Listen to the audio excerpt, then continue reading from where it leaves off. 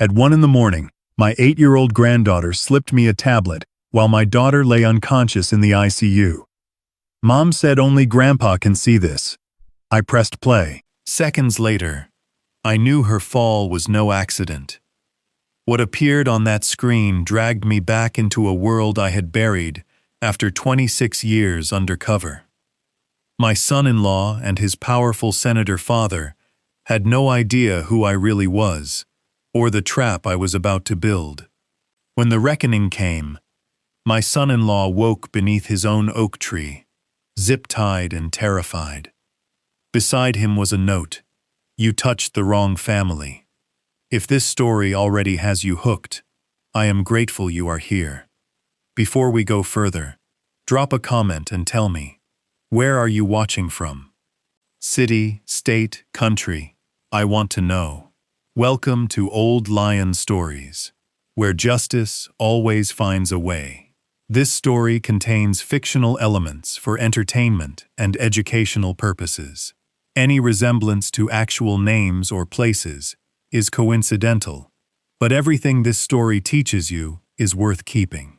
The coffee had gone cold an hour ago, but I kept the mug on the table anyway. Old habit. Something to hold on to while I worked through the stack of insurance files that never seemed to get any shorter, no matter how many evenings I gave them. My name is Warren Kessler. I am 58 years old. I live in a 2-bedroom house in Whitestone, New York, and I drive a 2012 Toyota Camry that needs new brake pads. My neighbors think I am a quiet man who works in risk assessment for a mid-size insurance firm in Lower Manhattan. Mrs. Kaminsky next door once told her daughter I was the most boring man on the block, and she meant it as a compliment. She was not wrong, exactly. She just did not have all the information. For 26 years, between the ages of 29 and 55, I worked as an undercover detective for the New York Police Department. I spent those years inside organizations that did not exist on paper. Networks that moved money across borders, that disappeared people when it was convenient, that operated in the space between what the law could see and what it could not. I wore different names the way other men wear different ties. I built lives inside other lives, and walked away from them when the work was done, or when it was not done and could not be finished, which happened more than I ever told anyone. I retired early, 11 months before my full pension milestone. People in the department thought it was burnout. It was not burnout, it was a calculation. My daughter Adeline had just turned 29, and she was living in Los Angeles, and I had spent too many years being unreachable. I wanted to be 14 minutes away when she needed me, not 14 hours. So I became the most boring man on the block.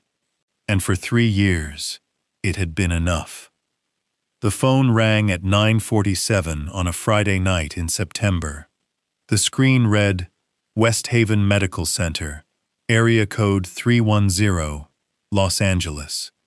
I had received bad news before. In 26 years of undercover work, I had been on the receiving end of calls that changed everything. Calls that told me an operation had collapsed, that a contact had been burned, that someone I had worked alongside for 8 months was not who I thought they were. I knew what it felt like to hear a voice on the other end of a line and understand, in the first half-second, that the world had just shifted. This was worse than all of them. "Mr. Kessler," the voice said. A woman, calm, professional, the voice of someone who made these calls every night. "This is Dr. Yvette Adeyemi, calling from West Haven Medical Center in Los Angeles. I am calling regarding your daughter, Adeline Rhodes. She has been brought in following an injury and is currently in emergency surgery. Sir, I need you to listen carefully. The situation is serious." My right hand gripped the edge of the kitchen table so hard my knuckles went white, but my voice came out steady. 26 years of training does not disappear overnight. "What kind of injury?" I asked. A traumatic head injury, Mr. Kessler. She is in surgery right now. I cannot give you more details over the phone, but I strongly urge you to come to Los Angeles as soon as possible. I asked 2 more questions. I wrote down nothing because I did not need to. Then I thanked Dr. Adeyemi and ended the call. For exactly 4 seconds, I stood in my kitchen, holding a phone that had gone dark, and feeling my heart hammering so hard against my ribs I could hear it. My eyes burned. My throat tightened until swallowing felt like pushing a stone down. Adeline, my daughter, 26 years. I had kept her safe by staying invisible, by being the boring man in Whitestone, by making sure that none of the people I had put behind bars ever connected Warren Kessler, the insurance consultant, to Warren Kessler, the man who had helped dismantle 4 of their networks. And now she was on a table in Los Angeles, and I was standing in my kitchen, and I was not there.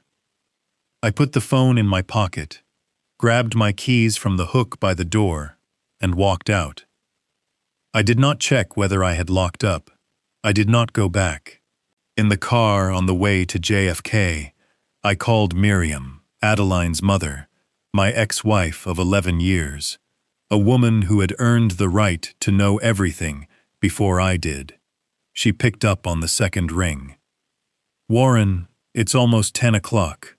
Miriam, my voice came out rough, cracked at the edges, in a way I had not planned. I need you to listen to me.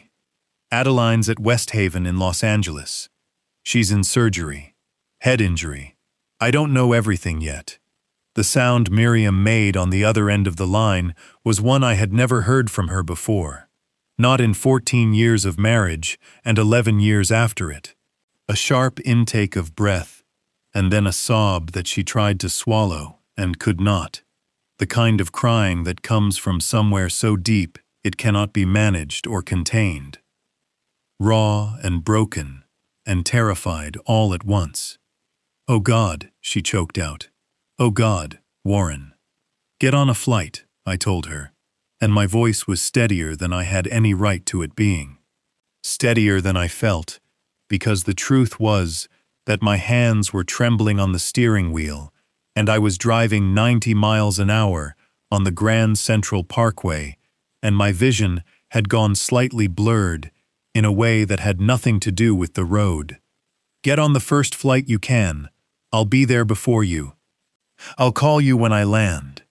"Is she going to be okay?" Miriam asked, and her voice broke completely on the last word, dissolving into something small and frightened that squeezed the air right out of my chest. "I don't know yet," I said. "I don't know." I could not lie to her. Not about this. I made it to JFK in 31 minutes.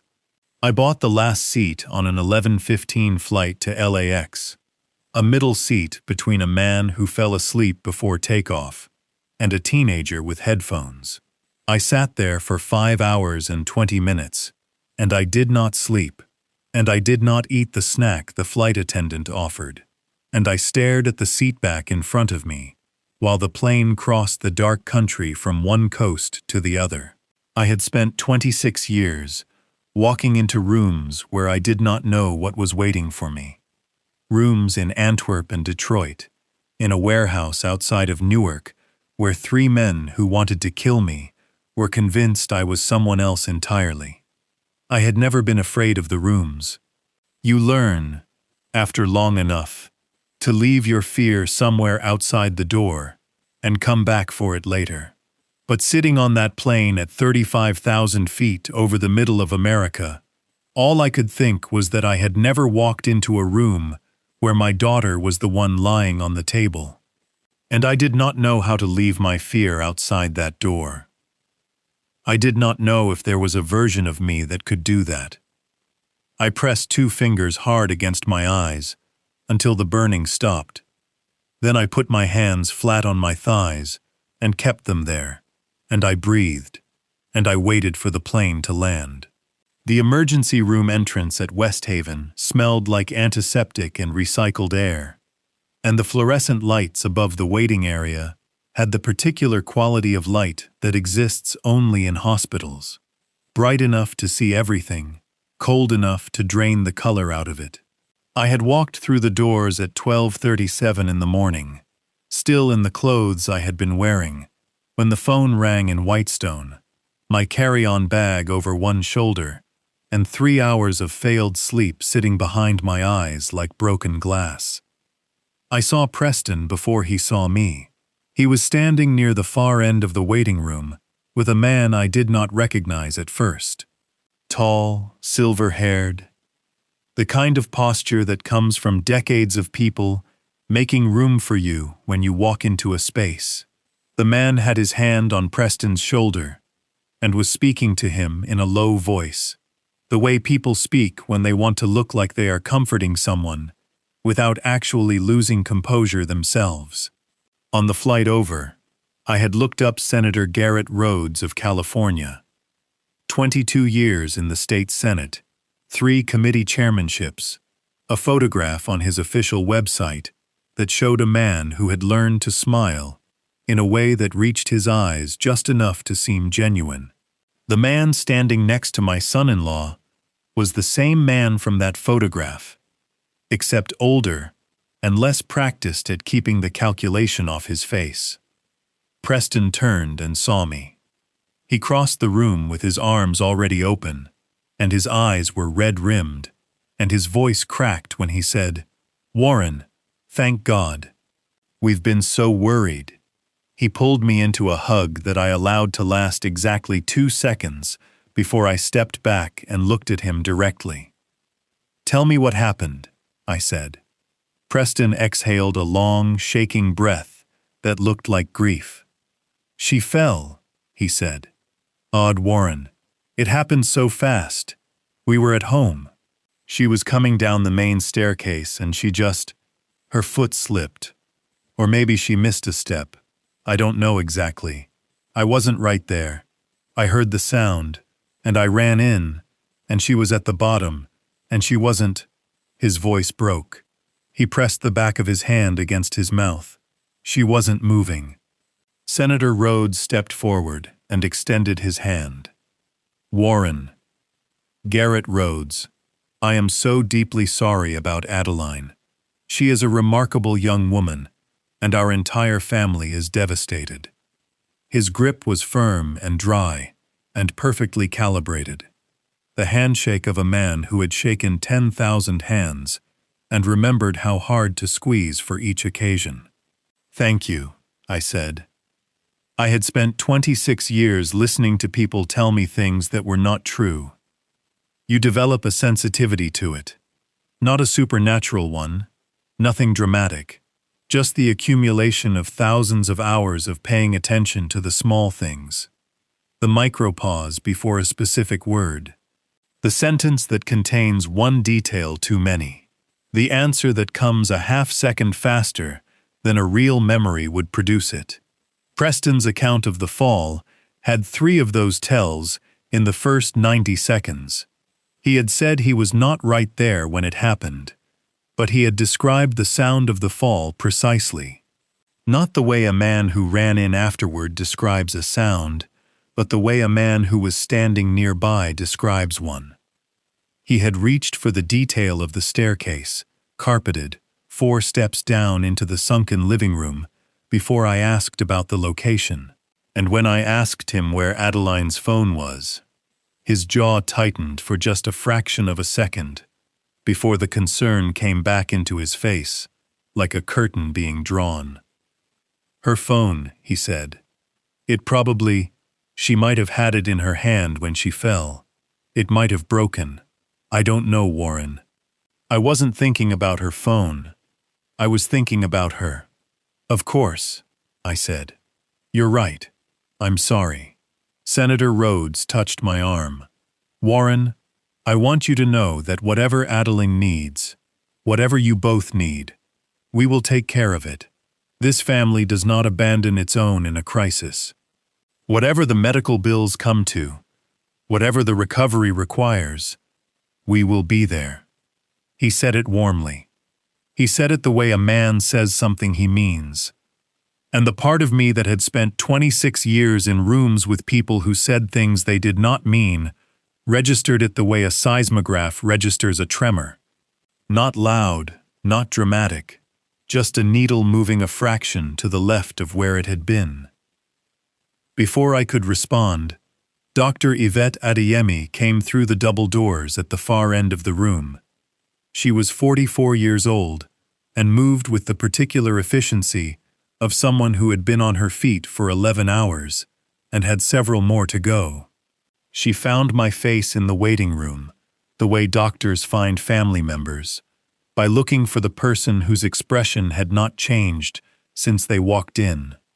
"Mr. Kessler," she said, "I'm Dr. Adeyemi. I operated on your daughter tonight. Adeline came through the surgery. She has a subdural hematoma, bleeding between the brain and the skull, which we were able to address. She's currently in the ICU, and she is in a medically induced coma to allow her brain to rest and the swelling to reduce. The next 72 hours are critical." My chest caved in on one side, the way it does when you get news that is not the worst news, but is not good news either. I heard Miriam make a sound beside me. She had arrived while Preston was talking, her eyes swollen and her coat still on, and now she pressed both hands over her mouth, and her shoulders shook with the effort of not dissolving completely, right there in the waiting room. "Can I see her?" Miriam asked, her voice barely above a whisper, thick with tears. "In a little while," Dr. Adeyemi said gently. "Let me get you to a family room first." Preston and Senator Rhodes moved to follow. Dr. Adeyemi looked at them, then looked at me, and something passed across her expression. Not suspicion exactly, more like a decision being made. "Mr. Kessler," she said, "could I speak with you privately for just a moment first?" Senator Rhodes's eyes moved to her face and stayed there 1 second too long. "Of course," I said. She walked me to a small consultation room off the main corridor, a room with 2 chairs and a box of tissues on the table, and nothing else. She closed the door. Then she took a tablet from her coat pocket and held it so I could see the screen without her releasing it from her hand. "I am required by California Penal Code 11160 to report injuries to law enforcement when the mechanism of injury described by accompanying persons does not appear consistent with the physical findings," she said. "I want you to know that I filed that report at 11 tonight, before you arrived, before anyone from the family spoke to me about the circumstances." I looked at the screen. The photographs showed Adeline's injuries in clinical detail, the site of the head trauma, a bruise pattern on her right wrist that ran in 2 parallel lines across the inside of the joint, the kind of lines that come from fingers gripping hard enough to leave marks. My stomach dropped 6 inches. My throat went dry and tight, and I had to breathe slowly through my nose for a moment to keep my face where it needed to be. "The wrist," I said. "Yes," Dr. Adeyemi said, "and the location of the head injury is inconsistent with a fall down carpeted stairs of the height and angle described. The force required to produce this specific fracture pattern would typically result from impact against a harder, less forgiving surface." She paused. "I have documented everything. The photographs are time-stamped to the hospital server. Automatic. Cannot be altered retroactively." I looked up from the tablet. "Who controls the timestamp? The device or the server?" Dr. Adeyemi looked at me for a moment with an expression I could not quite read. "The server," she said. "Automatic upload. The timestamp is set at the point of upload, not at the point of capture."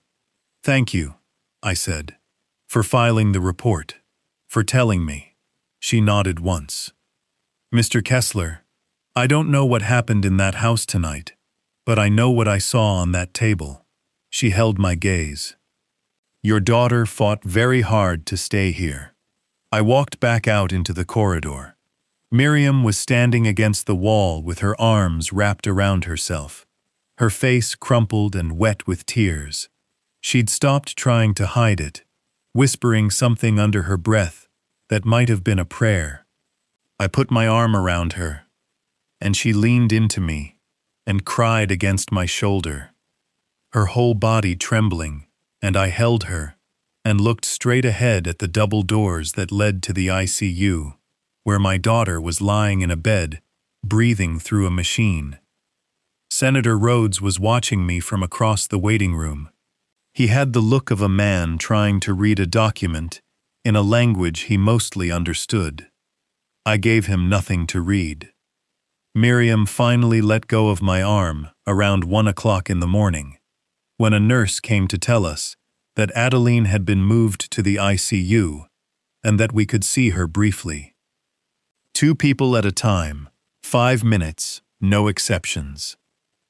Miriam went first with Preston, and I stayed in the waiting room with Senator Rhodes and a cup of coffee I had gotten from a machine in the hallway that tasted like it had been brewed sometime during the previous administration. The waiting room had emptied out in the last hour. 2 other families remained. A young man sleeping across 3 chairs with a jacket over his face, and an elderly woman working a rosary with her eyes closed. The overhead lights hummed at a frequency that settled behind your eyes after a while and stayed there. Senator Rhodes sat down across from me. He did not rush. He had the patience of a man accustomed to letting other people fill silence, because in his experience, people who filled silence gave you things you could use. I did not fill the silence. I drank the bad coffee and waited. "Warren," he said finally, leaning forward with his elbows on his knees, his voice pitched low and warm, the voice he probably used at constituent meetings when someone came to him with a problem they needed solved.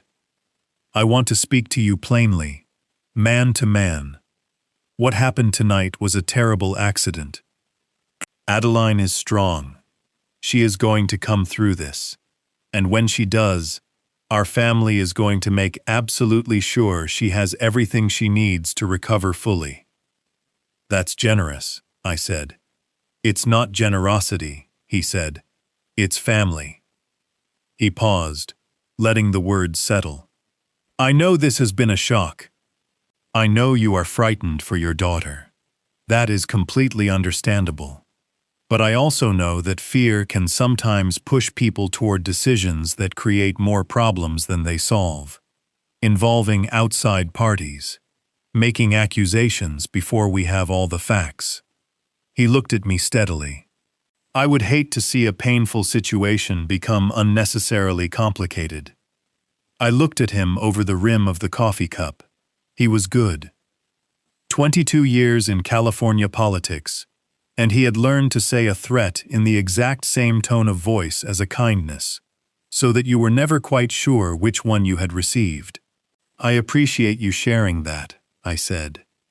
He studied my face for a moment, searching for something. Anger, fear, understanding. Anything he could work with. I gave him a pleasant, tired expression, and nothing else. "I'll think about what you've said," I told him.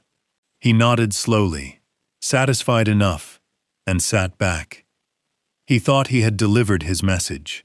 He thought I was a worried father from Whitestone, who understood now that the room was bigger than he had realized, and the people in it were more powerful than he was prepared to handle. He thought the conversation was over. It was just beginning. I stood up to get another cup of coffee, not because I wanted it, but because I needed to move, needed 30 seconds away from that man's eyes. And when I came back around the corner of the vending alcove, I stopped. Sadie was standing next to my chair. Miriam had called Adeline's neighbor, a woman named Peggy, who had a key to the Brentwood house, and sometimes watched Sadie on short notice. And Peggy had driven her to the hospital when the call came in. That was the kind of thing Adeline had arranged for quietly, the same way she arranged everything. She was 8 years old and small for her age, with Adeline's dark eyes, and the kind of serious expression that children get when they have been told that something important is happening, but no one has explained exactly what. She was wearing pajamas with small yellow stars on them, and sneakers that someone had put on her feet in a hurry, left shoe on the right foot.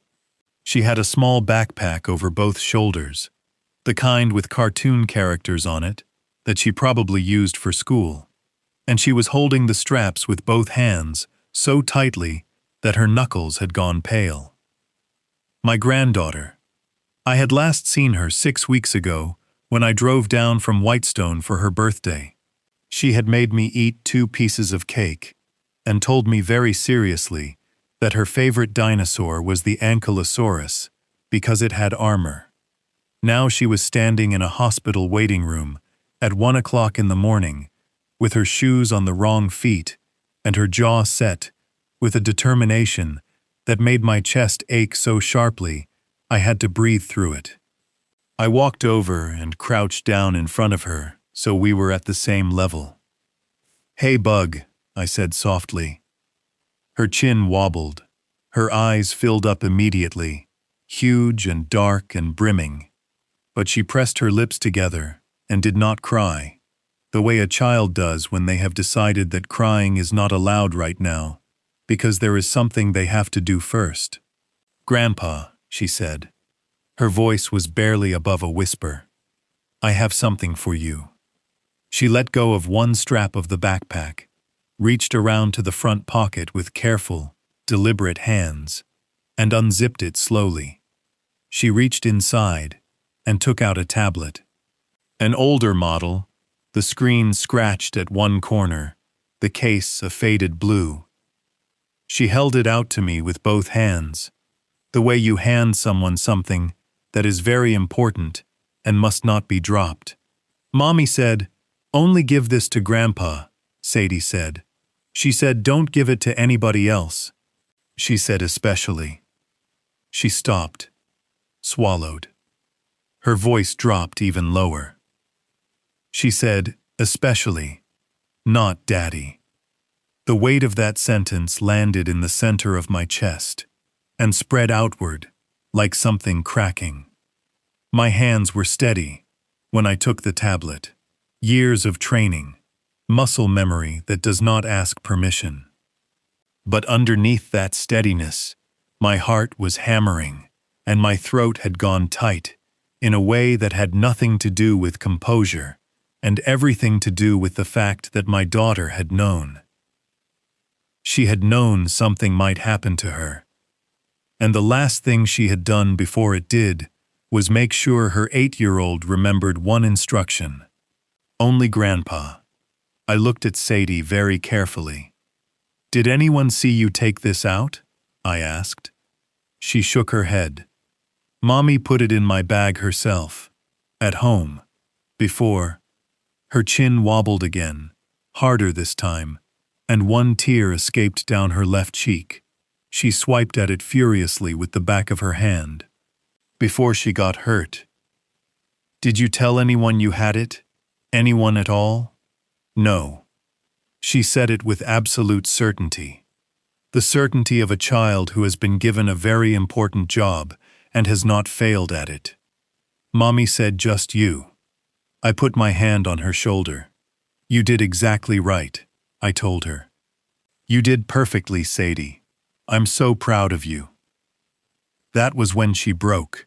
The sob came out of her, like something that had been held back for hours, raw and ragged, and full of the particular terror of a child who does not understand what is happening, but understands that it is very bad. She pitched forward and I caught her, and she buried her face against my neck and cried with her whole body, her small shoulders heaving, her fingers gripping the back of my jacket so hard I could feel her knuckles through the fabric. I held her and let her cry. I pressed my hand against the back of her head and looked across the waiting room at Senator Rhodes, who was watching us from his chair, with an expression of practiced sympathy that did not reach his eyes at all.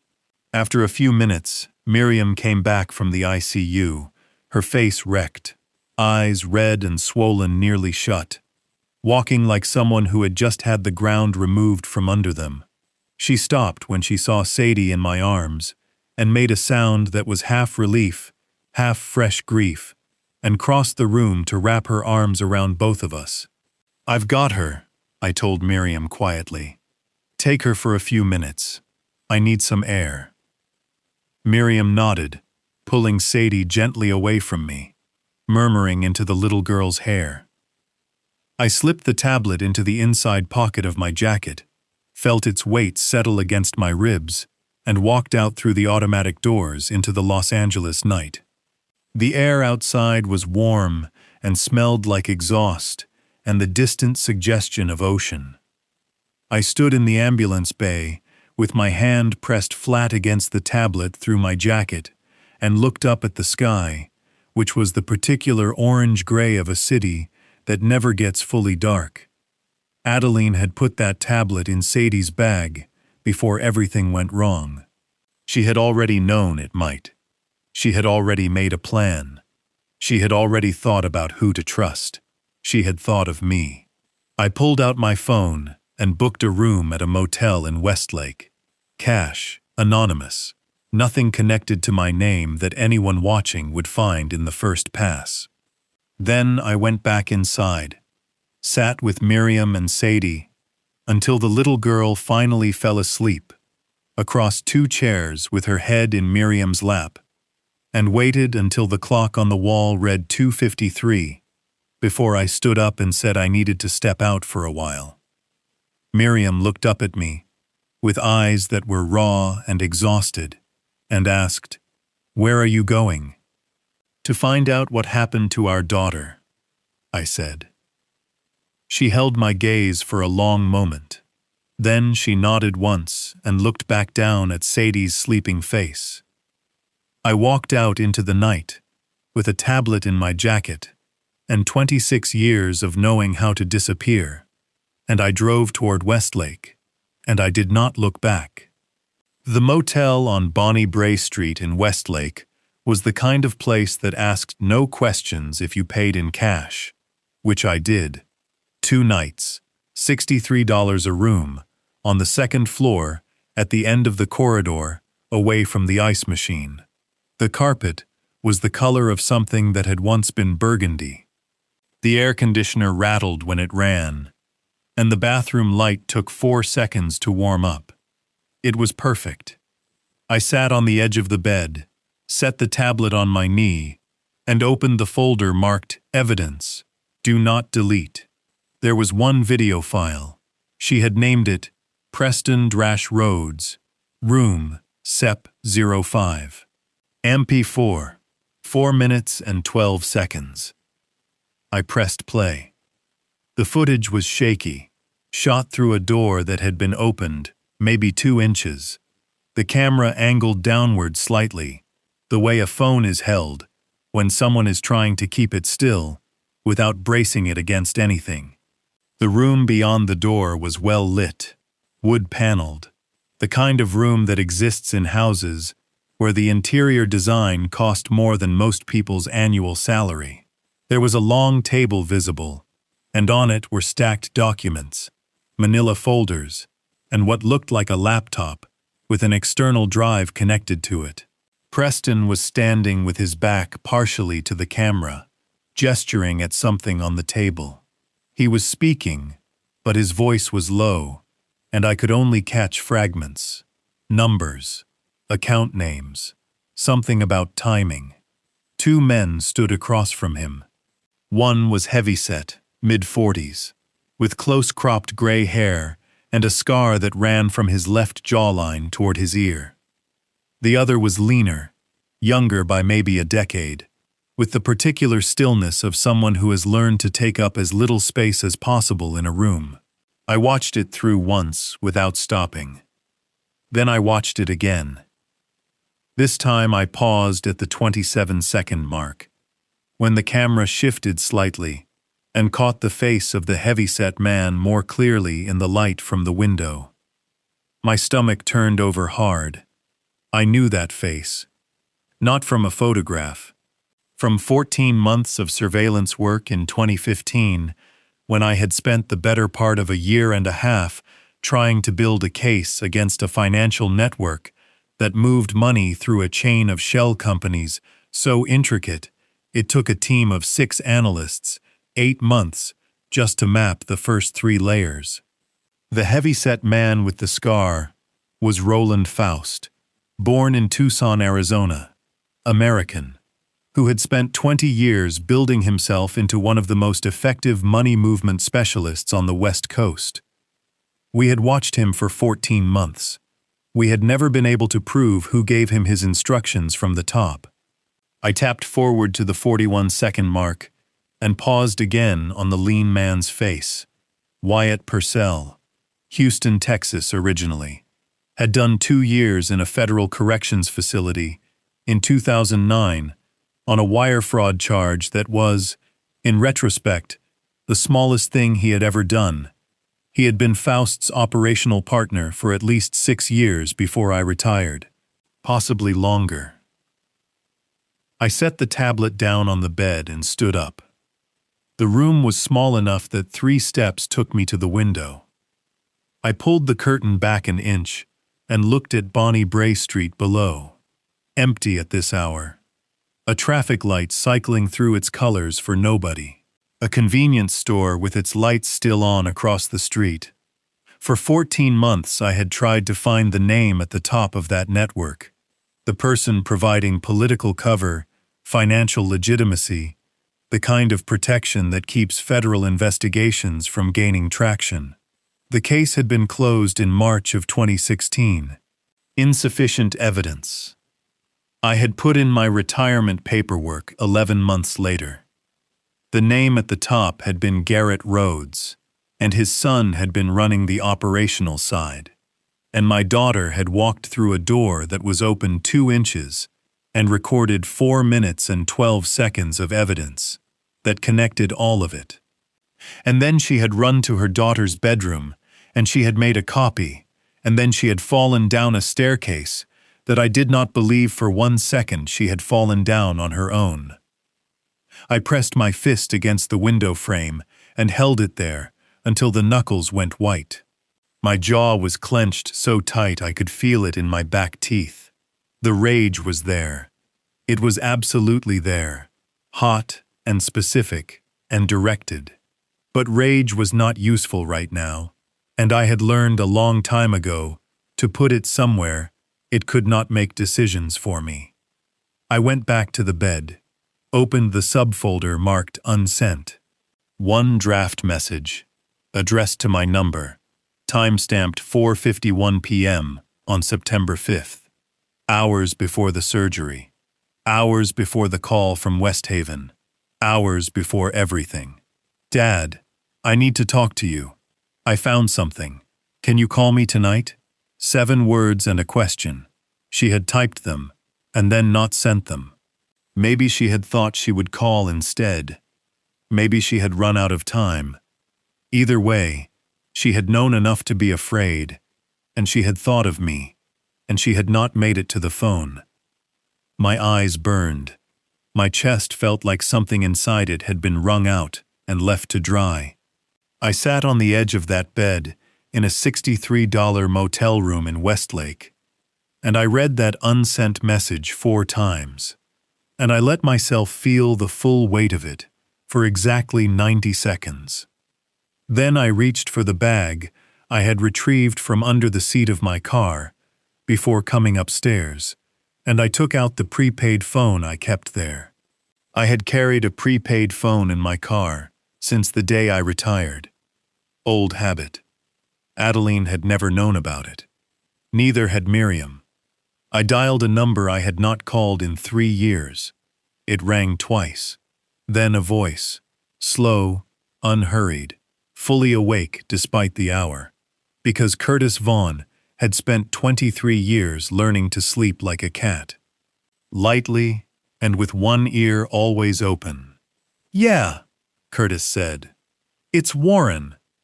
A pause of about 2 seconds. "How bad? I need you in LA tonight if you can. Is this about Adeline?" I looked at the paused video on the tablet screen. Preston's back. The table of documents. 2 faces. I had spent 14 months trying to put in a courtroom. "Yes," I said, "and it's about something else, too. I'll explain when you get here." Another pause. Shorter this time. "I'll be there by 6, Curtis said, and ended the call. I set the prepaid phone on the nightstand. I picked up the tablet and watched the last 3 minutes of the video. Preston talking, gesturing. The 2 men nodding. 4 minutes and 12 seconds that connected a 14-month investigation to a California state senator, to a man who had put my daughter in a medically induced coma to keep her from making a phone call. I had come to Los Angeles as a father. That had not changed. But I was also something else. And that something else had just recognized the shape of the room it was walking into. Raw footage from an anonymous source, with no chain of custody, would be challenged and potentially suppressed before it reached a courtroom. I needed corroboration, financial records, ownership traces, a second witness, before I handed anything to anyone. A case built in 8 days is a case that holds. A case built in 1 night is a case that gets thrown out on emotion. I turned off the tablet screen, lay back on the bed with my shoes still on, and stared at the ceiling until the light outside the curtain began to change from black to gray. I was back at West Haven by 5:30 in the morning, with a paper cup of coffee from a gas station on Beverly Boulevard, and a clean shirt I had bought from a 24-hour CVS 3 blocks from the motel. The shirt was stiff and smelled like plastic packaging, and I did not care, even slightly. Adeline's room in the ICU was on the 4th floor. The charge nurse at the station told me visiting hours did not begin until 8, but she looked at my face and at the coffee and at the shirt with the CVS tag still on the collar, and she said, 5 minutes, and pointed me down the hall. I stood in the doorway of my daughter's room for those 5 minutes and did not go in. I could see her from where I stood. The machines, the tubes, the particular stillness of a person whose body is working very hard at something invisible. Her face was pale and slack in the way that faces are when consciousness has been removed from them. She looked younger than 31. She looked the way she had looked at 9 years old, when she used to fall asleep on the couch watching television, and I would carry her to bed, and the memory of that hit me somewhere, behind my sternum, with a force that made me grip the doorframe hard enough to feel the edge of it bite into my palm. I went back to the waiting room. I sat down. I took the tablet out of my jacket, and I opened a financial document that had nothing to do with Adeline's case, a quarterly report I had been reviewing for a client back in Whitestone, and I began to read it out loud in a low voice, steadily, because I needed to do something with my hands and my voice, and the part of my brain that was not currently doing the work of staying upright.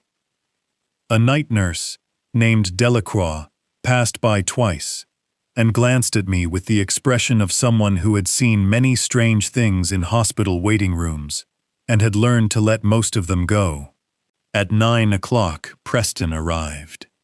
He was freshly showered and wore a pressed shirt, and his eyes were red in a way that could have been grief, or could have been a sleepless night, spent doing things that had nothing to do with grief.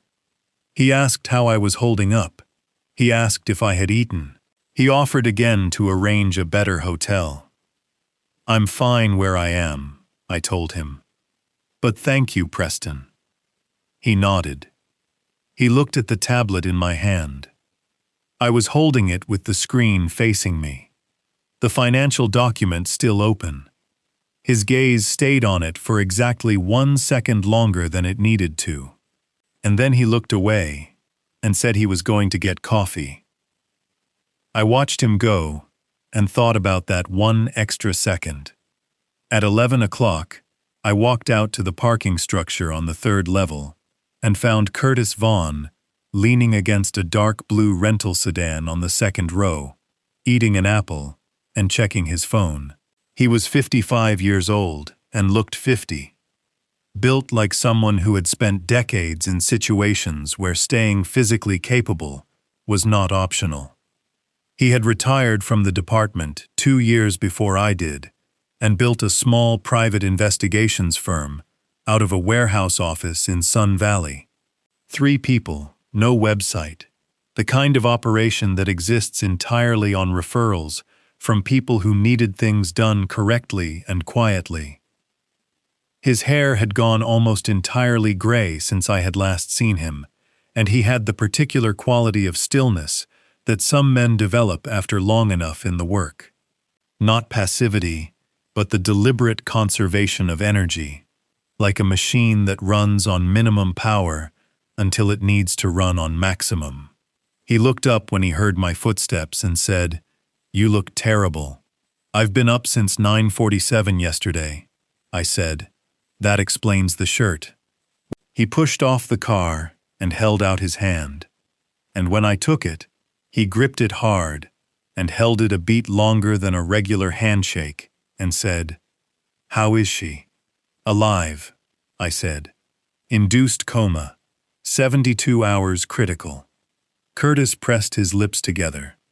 He had met Adeline exactly 4 times over the years.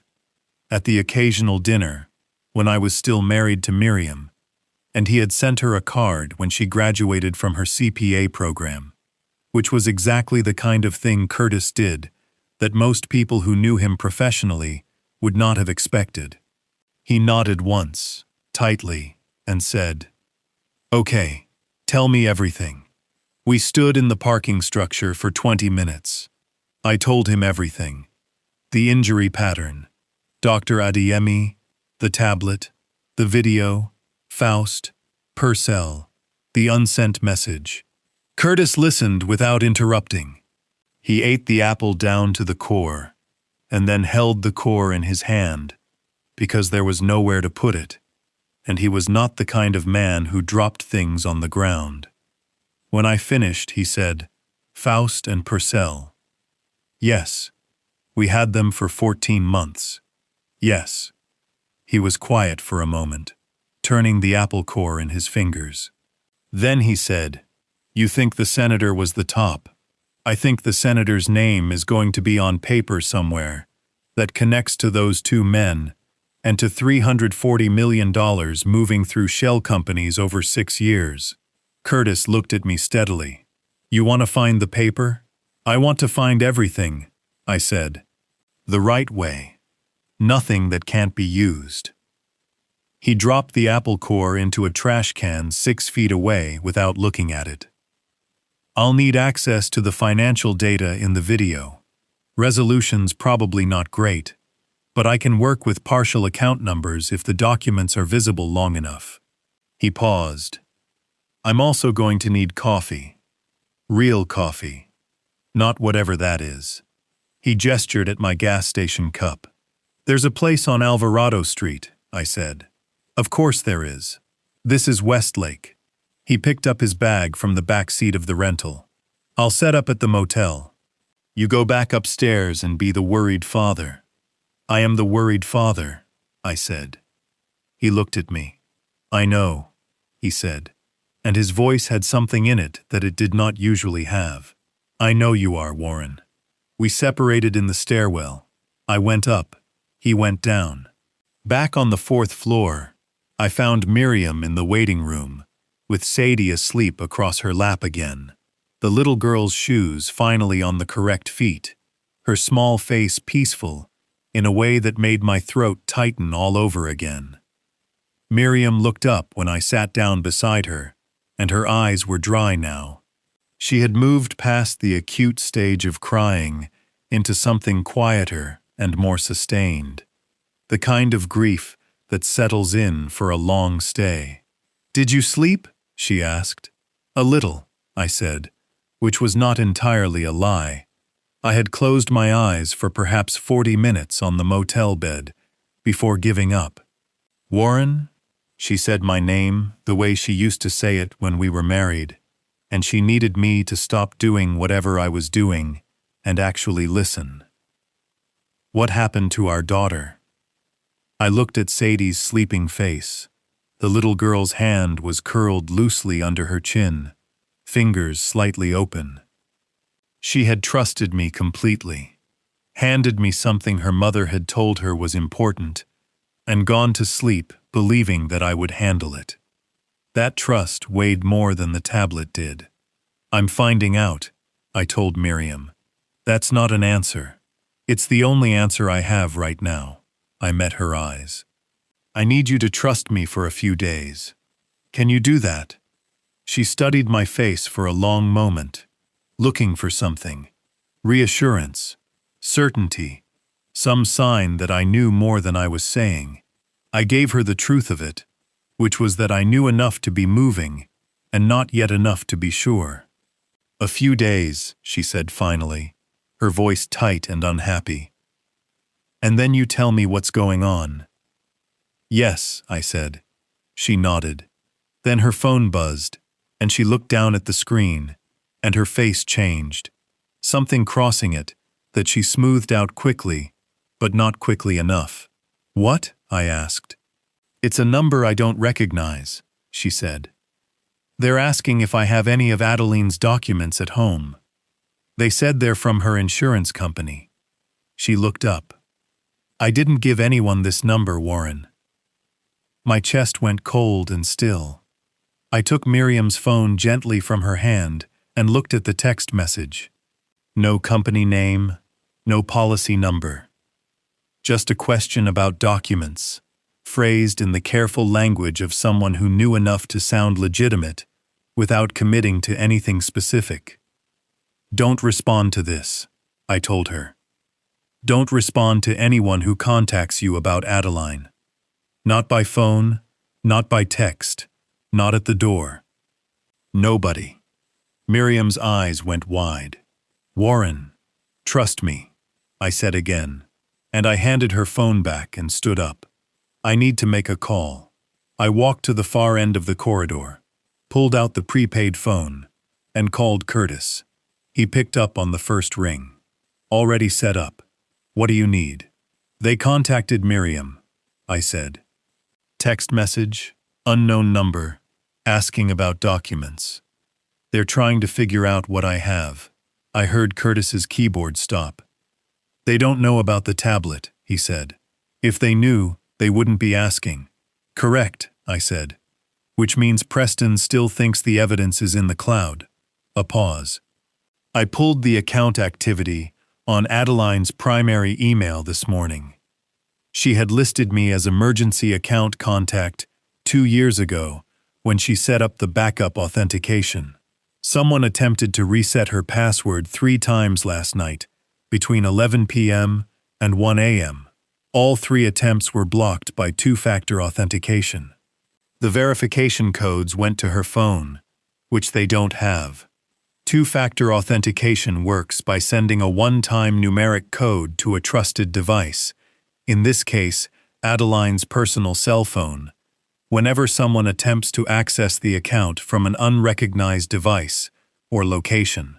Without the code from the phone, the reset cannot be completed. Preston had destroyed Adeline's phone, thinking he had cut off her ability to protect her accounts.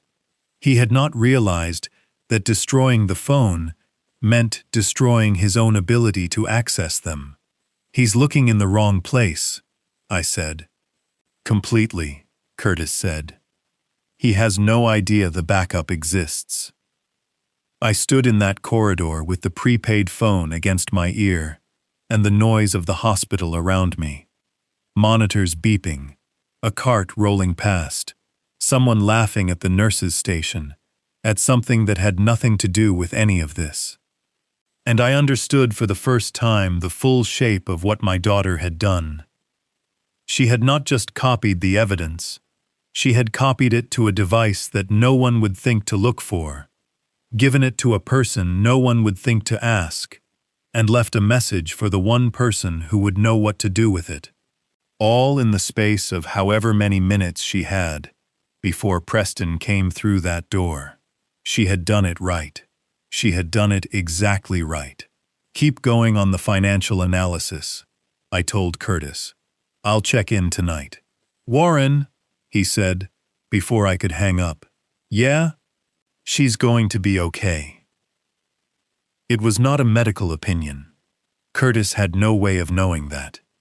But he said it the way you say things that need to be said out loud, regardless of whether you can prove them. And I held on to it for a moment before I answered. Yeah, I said. She is. Bennett Sloan arrived at 10 o'clock on Sunday morning, carrying a leather portfolio, the color of old whiskey, and the expression of a man who fully expected to be home by noon. He was 51 years old, silver at the temples, with the kind of tailored confidence that comes from 22 years of making problems disappear before they became headlines. He introduced himself with a firm handshake and a business card that listed 3 different office addresses, which told me everything I needed to know about how seriously the Rhodes family was taking this particular Sunday morning. Miriam was beside me. She straightened when she saw him coming, her jaw tightening, her hand finding my arm. Mr. Kessler, Sloan said, settling into the chair across from us, with the unhurried ease of a man on his own turf. I want to start by saying how deeply sorry the Rhodes family is about Adeline.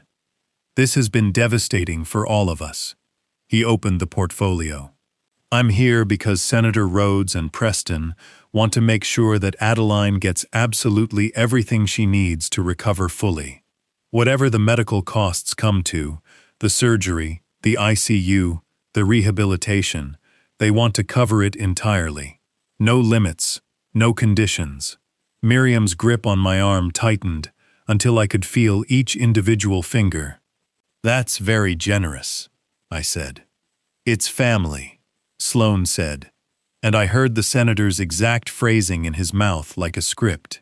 He slid a document across the low table between us.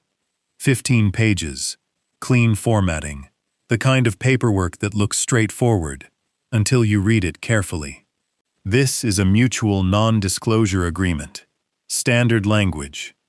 The family asks that you refrain from making public statements about the circumstances of Adeline's injury, and that you not initiate contact with media outlets.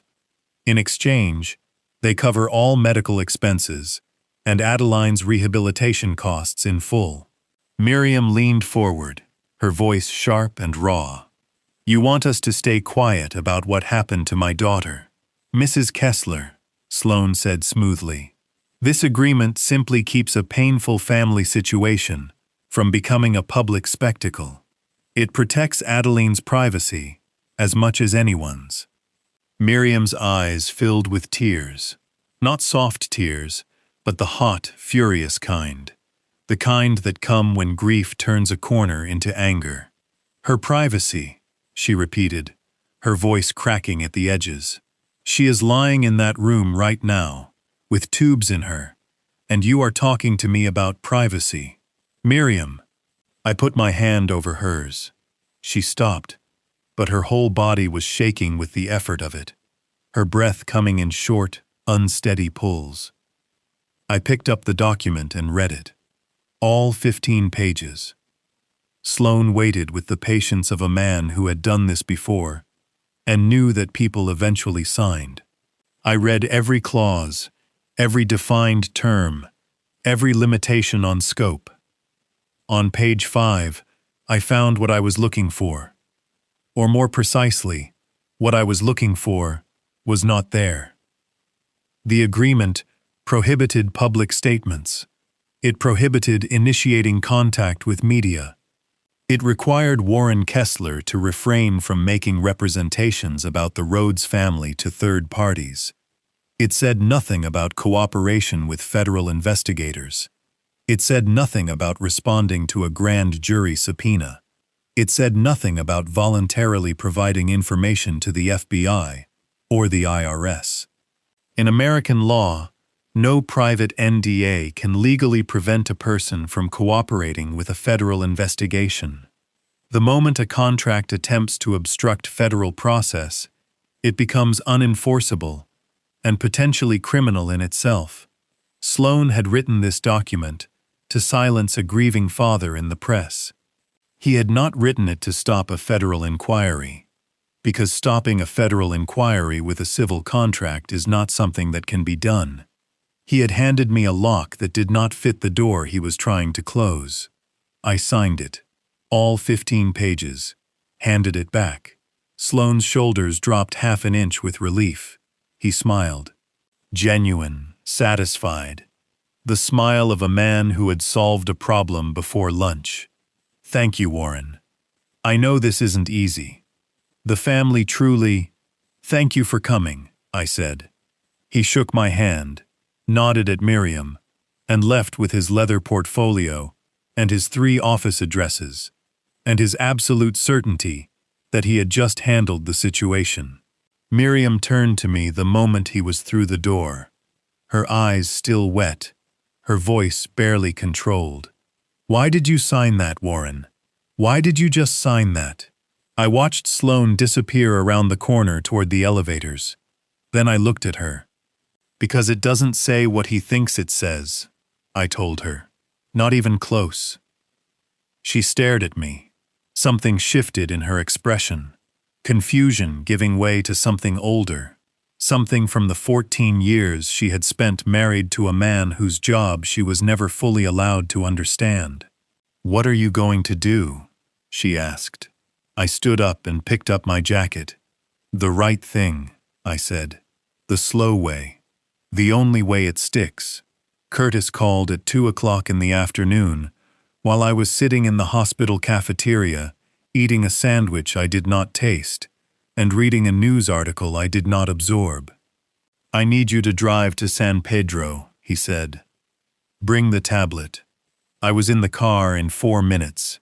He was waiting for me at a parking lot off Pier 300 at the Port of Los Angeles, leaning on the hood of his rental, with a paper coffee cup and a printed map folded into quarters. The port stretched out behind him, cranes the height of apartment buildings, container ships stacked 6 stories with boxes of every color, the particular industrial smell of salt water mixed with diesel and hot metal. Even on a Sunday afternoon, the place moved. Ports do not rest. Walk me through it, I said. Curtis unfolded the map. He had circled one berth in red ink. Berth 148, Terminal C. Sunstone Pacific Logistics, he said. Delaware registered 2019. Single shareholder, listed as a holding company in Nevada. That Nevada company has one director, a man named Bernard Kozlow, who is 73 years old and lives in Mesa, and has in the past 11 years served as a registered director on 46 different companies in 9 states without ever appearing to have done anything for any of them. That's a nominee director, I said. Someone paid to put their name on paper and ask no questions. A common tool for obscuring real ownership. Correct, Curtis said. I traced Sunstone Pacific back through 4 layers. The beneficial owner, the actual person or entity with real control, is a holding company called Sunstone Capital Partners, LLC. Sunstone Capital Partners was formed in Delaware in 2018. Its registered agent is a firm in Wilmington that handles incorporation paperwork for 1,200 companies, but the EIN filing lists a management address in Sacramento, California. He looked at me. Same zip code as Senator Rhodes's district office. I looked at the berth. A white container ship sat low in the water, being worked by 2 cranes in a slow mechanical rhythm. Sunstone Pacific Logistics, painted on the side in blue letters. Cash transit, I said. And that's what it looks like. Wire transfers leave electronic trails that can be subpoenaed. Physical currency moved through a cargo operation is harder to trace, especially if the manifests show legitimate freight, which they do. Sunstone Pacific files clean manifests. Textiles mostly, industrial equipment. Curtis folded the map. But the ship makes 8 runs a year on a route that doesn't quite make sense economically for the cargo it claims to carry. The margins don't work unless something else is moving with it. I stood there looking at that ship for a long moment. $340 million, 6 years, 11 companies. 1 boat that filed clean paperwork and ran routes that did not pencil out. And a senator's name on a management address in Sacramento. There's something else, Curtis said. His tone had shifted. Not dramatically, just a degree or 2 cooler, the way it did when he was about to tell me something I was not going to like. The detective who caught Adeline's case, he said. Lapped West, Los Angeles Division, Selena Ocampo, 39, 9 years on the force. She filed the intake report, based on Dr. Adeyemi's referral Friday night. The case was marked active, as of Saturday morning. Was? I said. As of Saturday morning. A city councilman named Grady Whitlock called the captain of West Los Angeles Division. Whitlock sits on the city's budget committee. He has influence over department funding allocations and personnel decisions. Not command authority, but the kind of relationship where a phone call gets returned fast. Curtis looked at me steadily. 2 hours after that call, Detective Ocampo was pulled into her captain's office and told the case needed to be handled carefully.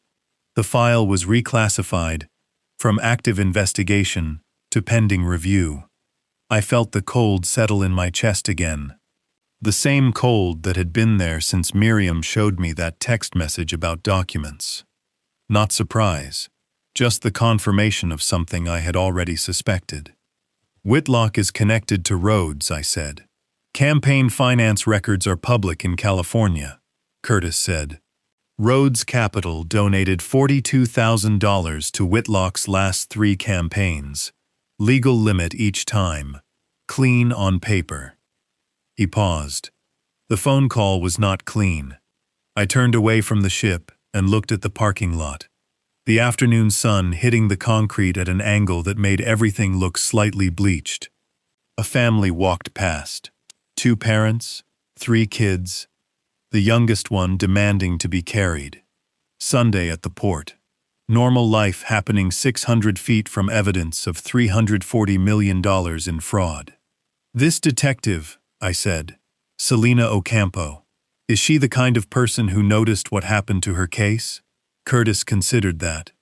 Her record is clean, no complaints, 2 commendations, made detective in 7 years, which is faster than average.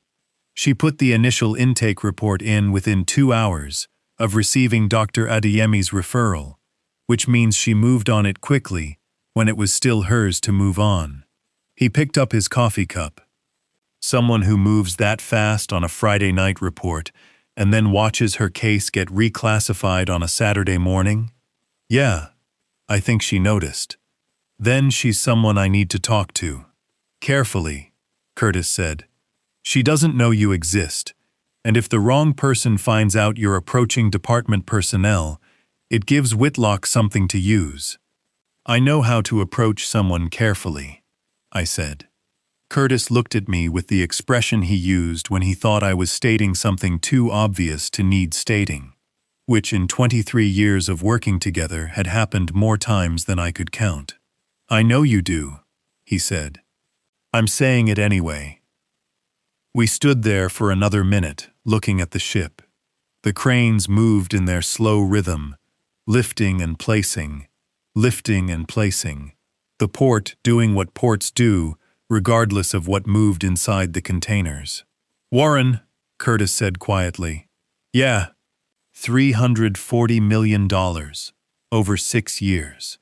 He was not asking a question. He was doing what he sometimes did, saying a number out loud to make it real, to make sure neither of us was treating it as abstract. That's not a side operation.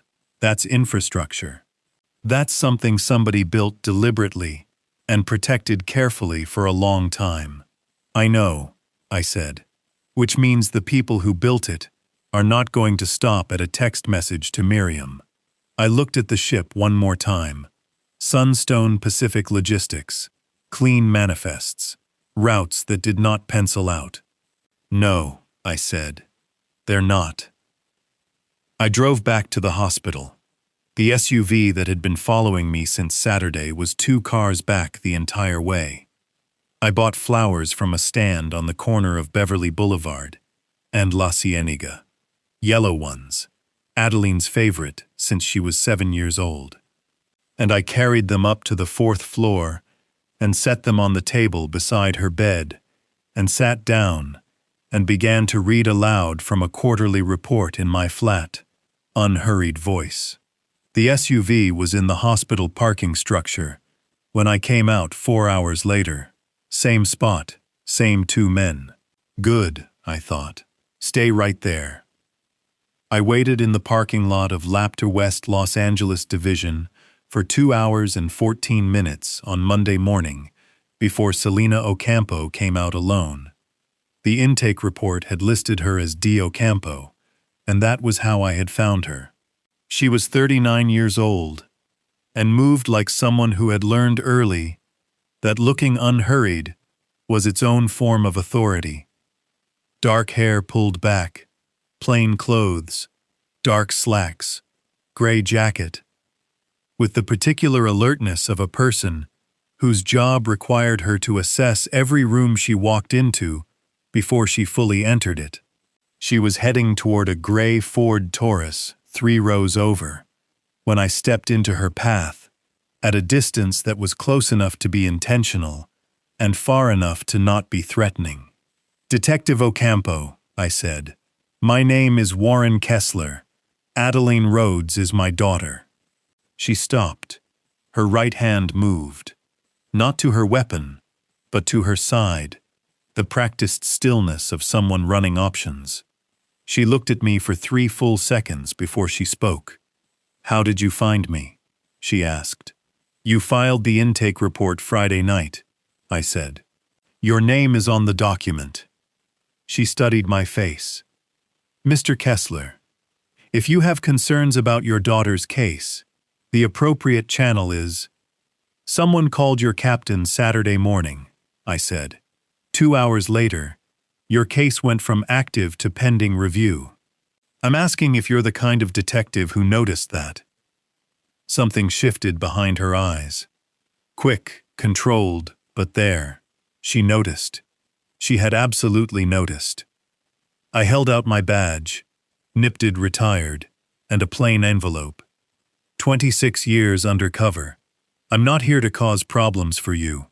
I'm here because my daughter is in a medically induced coma, and the people responsible have enough influence to make a police report disappear over a weekend. She took the envelope, but did not open it. "What's in here?" 3 pages. Summary only. Enough for you to understand what you're looking at. She looked at the envelope, looked at my badge, looked at my face, with the careful, calibrated assessment of someone who had spent 9 years reading people in interrogation rooms. "I need to verify who you are before this conversation goes any further," she said. Her voice was flat and professional, giving nothing away. "I don't take packages from strangers in parking lots, Mr. Kessler. Even strangers with retired badges." "I know," I said. "Take 48 hours. Run my name. Read what's in the envelope on your own time, in your own home, not in that building." I nodded toward the division. "Then decide." She held the envelope at her side. "And if I decide this isn't something I want to be involved in, then I won't contact you again," I said. "But I think you already know something is wrong with that case. I think you knew before I got here." Her jaw tightened a fraction, barely visible. She was good at keeping her face, but not quite good enough to hide that one. "I'll be in touch," she said, and walked to her car. I drove back to West Haven. Upstairs, Adeline's numbers were stable. The attending physician used the word encouraging, which in ICU language means things have not gotten worse, which is its own form of good news. I sat beside her bed and held her hand, and felt how still she was, how the machines around her were doing the work that her body was supposed to do on its own, and my throat tightened until I had to breathe deliberately through it. "I found them," I told her quietly. "Both of them. The ones from the room." I ran my thumb across her knuckles. "Careful, barely touching, the way you hold something fragile. You did everything right, Adeline. You did it exactly right. I just need a little more time." Her hand did not move. The monitors beeped their steady rhythm. The afternoon light came through the window blinds, in long parallel lines across the floor. I stayed until visiting hours ended. Then I drove to Westlake, checked in with Curtis, and went to sleep for the first time in 3 days, with my phone on the pillow beside me, waiting for a detective to run my name and make a decision. The SUV had been with me since Saturday. Black California plates. 2 men in the front seat, who rotated shifts, but never quite rotated far enough away that I stopped seeing the same vehicle in my mirrors at the same intervals. Monday night, leaving the hospital at 10 o'clock, I decided to have a conversation with them without speaking a word. I did not drive to Westlake. I drove west on Santa Monica Boulevard, then south on Crescent Heights, then east on Melrose Avenue. A route that made no geographic sense for anyone heading to a motel in Westlake, which was exactly the point. The SUV followed every turn without hesitation, which told me they had been briefed on my rental car's description and plate, and not much else. They were watchers, not operators. Someone had told them to find out what I had and who I was talking to. I pulled into a Korean barbecue restaurant on Alvarado Street and went inside and ordered galbi and a glass of water and sat at a table by the window. The SUV parked half a block north. Neither man got out. I ate slowly. I checked my phone. I looked like a tired man eating dinner alone, which was not entirely a performance. From the restroom, I called Curtis. "Black SUV, Alvarado Street, just north of Pico," I said.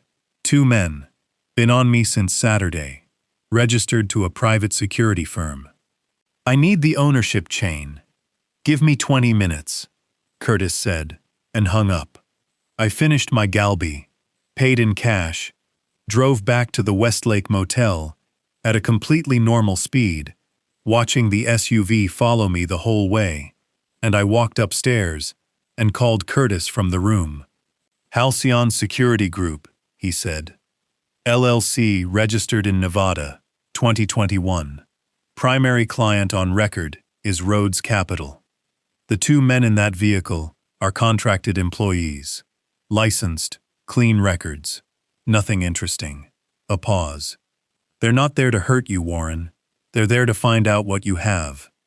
"Which means Preston still doesn't know about the tablet," I said. "Correct. If he knew, he wouldn't be watching. He'd be moving." Curtis's voice was flat and certain. "He thinks you're a frightened father who might have stumbled onto something in the cloud. He wants to know before he decides what to do about it." I sat on the edge of the motel bed and looked at the window. The curtain closed, the parking lot lights bleeding through the edges. "Then I'm going to stay frightened," I said. "Warren, I'm going to buy flowers every morning. I'm going to sit in the cafeteria and read the newspaper. I'm going to call Miriam at 7 p.m., like a man who has nothing else to do. I looked at the curtain. They report back that I'm just a worried father, with no activity worth noting. Preston relaxes, and when Preston relaxes, he stops being careful. Curtis was quiet for a moment. How long? 10 days, I said. Maybe less. Curtis, I need you to finish the financial analysis. I need the full ownership chain on Sunstone Pacific. I need everything documented and sourced before I send anything to anyone. I'll have it in 4 days, he said. 3, I said. He exhaled, the specific sound of a man recalculating. 3 days. But you're buying the coffee. I almost smiled. Almost. Then Curtis said, in a different register entirely, Preston reviewed the security camera footage at the Brentwood house tonight. I picked it up through a monitoring service he uses. The footage request was logged. A pause that had weight to it. He pulled the recording from the hallway outside Sadie's room. The timestamp shows Adeline entered that room 4 minutes before the fall. My jaw locked. My hands went absolutely still on my knees. He knows, I said. He suspects, Curtis said. He knows Adeline went into that room. He doesn't know what she did there. He's going to start looking at Sadie. The cold that moved through me then was not the cold of fear. It was something older and more specific. The cold of a man who has just understood that the people he is dealing with are willing to look in a child's direction to find what they need. Sadie stays with Miriam, I said. Miriam doesn't go anywhere alone. And Curtis, nobody talks to that little girl. Nobody. Understood, Curtis said. I hung up, sat in that room for a long time, listening to the air conditioner rattle.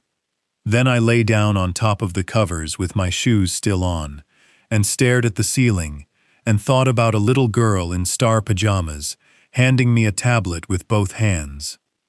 And I made myself a promise that I intended to keep. Outside in the parking lot, the SUV was right where I expected it to be. Good, I thought again. Eyes on me means eyes off Sadie. If you are still with me on Old Lion Stories right now, drop the number 10 in the comments so I know you are here. Because what I am about to tell you next is the moment I realized how deep this really went. Warren thought he was the only one being targeted. He was wrong. Someone else's name had already been written on paper, without her knowledge, without her consent, and used as a weapon against him. A quick note. This story contains some fictional elements, crafted for storytelling and educational purposes. Parts of it may not reflect any specific events. If that is not your kind of content, no hard feelings at all. You can step away right here. Curtis put a single sheet of paper on the table in front of me at 7:45 Tuesday morning and did not say anything. He just set it down and stepped back and let me read it. The paper was a summary printout. 3 columns, 11 rows, each row a company name, a state of registration, and a listed contact person.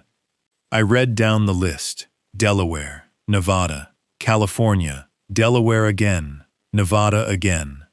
And then, on the 4th row from the bottom, Miriam Kessler, Whitestone, New York. I read it twice. Then I set the paper flat on the table and pressed my palm down on it and looked at the wall. Walk me through it, I said. My voice came out steady. I was grateful for that. Curtis pulled up a chair. Preston used her social security number and home address to open bank accounts under 3 of the 11 LLCs. Delaware allows formation without direct signature. In many cases, the registered agent handles the paperwork. But to open a functioning business bank account, you need a social security number and a name. He used hers. Curtis kept his voice clinical and factual, the way he always did when the information was personal. The accounts received wire transfers totaling approximately $41 million over 4 years. The money moved through within 48 hours each time and was gone before any quarterly reporting cycle. She had no idea, I said. None. There is no record of her ever being contacted by the registered agent, the bank, or anyone associated with the LLCs. No correspondence to her address. No signature. Her name and number were used the way you use a tool. Picked up, applied, put back down. I stood up and walked to the window. The Westlake Street below was busy with the ordinary Tuesday morning business of people going somewhere. A woman pushing a stroller. A delivery truck double parked.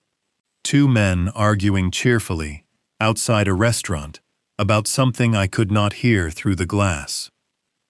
Miriam had spent 30 years living a life that had nothing to do with any of this. She had raised Adeline, gone back to school at 42 to finish her degree, built a small bookkeeping practice out of a spare bedroom in Whitestone. She was meticulous and careful and honest in the specific way of someone who had grown up without much and understood the value of keeping her name clean.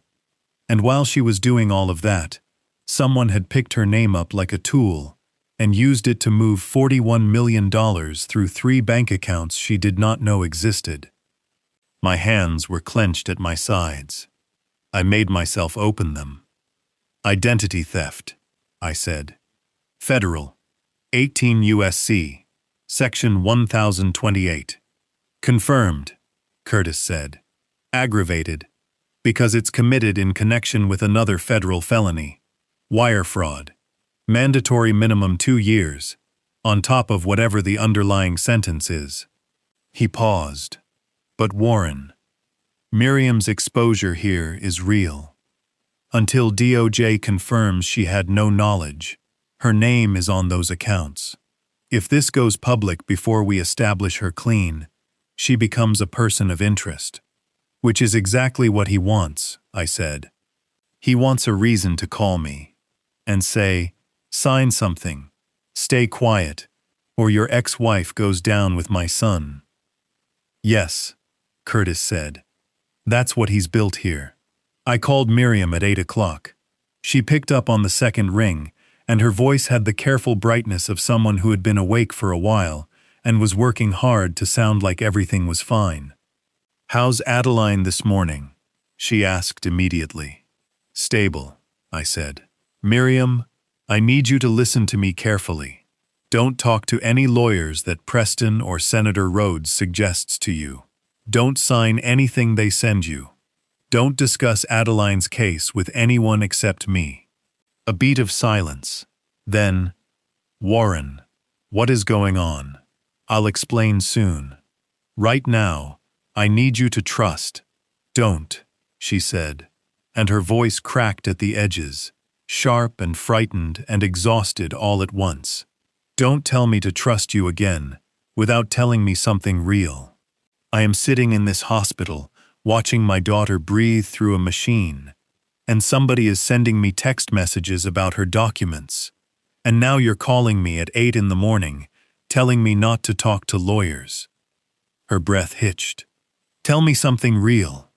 I closed my eyes. She deserved that. She had always deserved more than I gave her. Your name is on some financial documents connected to Preston's business, I said. Documents you didn't sign and didn't know about. It's not your fault, and you are not in trouble. But I need time to establish that clearly before anyone starts asking questions. The silence that followed was different from before. Longer, heavier. My name, she said. Yes.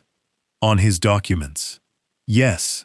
I heard her exhale a long, unsteady breath that carried 3 days of fear and grief and sleeplessness, all at once. When she spoke again, her voice was quiet and controlled, in the way that comes after you have decided that falling apart is not an option right now. "How long have you known?" she asked. "Since this morning," I said. "And you're handling it." It was not a question. It was the particular tone of a woman who had spent 14 years being married to a man who handled things she was not allowed to know about, and who had made a separate peace with that fact a long time ago, even though it cost her something she never fully named. "Yes," I said. Another pause. Then, "Fix it, Warren." "I will," I said. She hung up first. I stood in that Westlake room with the phone in my hand, and the sheet of paper with her name on it, on the table, and the Tuesday morning street moving below. And I thought about the specific kind of anger that does not heat up, but goes cold. The kind that settles into the chest like ballast and stays there, heavy and permanent and useful. Preston had used Miriam the way he used everything, as an instrument, as leverage, as something to be picked up and applied, and put back down. He had made a mistake doing that. Not a tactical mistake, a personal one. "Fourth row from the bottom," I said to Curtis. He looked at the paper. "Yes. Make sure every document we send to the FBI has a section dedicated specifically to establishing her non-involvement. Dated, sourced, airtight." "Already started," Curtis said. I picked up the paper, folded it once, and put it in my jacket pocket. Then I went to the hospital to sit with my daughter, and on the way, I bought yellow flowers from the stand on Beverly Boulevard, and I carried them upstairs and set them next to the ones from yesterday that were already starting to open. The call came at 7:52 Wednesday morning, while I was in the hospital cafeteria, with bad coffee and a view of the parking structure that I had memorized, down to which level the SUV preferred. Unknown number, Los Angeles area code. "Mr. Kessler," Selena Ocampo said. "I ran your name. I know you did," I said. A pause, not hesitation, more like recalibration. 26 years knighted. Retired 2019. You're real. Another pause, shorter. "Can we meet somewhere that isn't a parking lot?" We met at a coffee shop on Melrose Avenue, in Silver Lake. A small place with mismatched chairs and a chalkboard menu, and enough ambient noise that a conversation at a corner table stayed private without effort. Selena was already there when I arrived, seated with her back to the wall and her eyes on the door, which told me everything I needed to know about how she processed her environment. I sat down across from her. She had a cortado, and the 3 pages from my envelope laid flat on the table, annotated in pencil, in a handwriting so small and precise, it looked like it belonged to someone cataloging evidence, which, I suppose, was exactly what she had been doing. "You read it," I said. 3 times, she said. "The financial summary is thin. You're not giving me sources." "Not yet," I said. "I needed to know if you were the kind of detective who would still be sitting here on Wednesday, after what happened to your case on Saturday." She looked at me steadily. Her jaw was set, and her eyes were tired, in the specific way of someone who had not slept well for several nights, and had decided to be angry about it, rather than depleted. "My captain told me the Rhodes family wanted the case handled sensitively." That's a direct quote. Sensitively. She said the word like it tasted bad. "I have been a detective for 9 years, Mr. Kessler. I know what sensitive means when it comes from a captain who got a phone call from a city councilman 48 hours after I filed an intake report." "What does it mean?" I asked. "It means, make it go away," she said. "And I don't make things go away." She picked up the top page of the summary. and tapped it with one finger. Dr. Adeyemi's injury documentation is solid. The pattern is inconsistent with the stated mechanism. I knew that Friday night. What I didn't have was anything connecting the inconsistency to intent. She set the page down.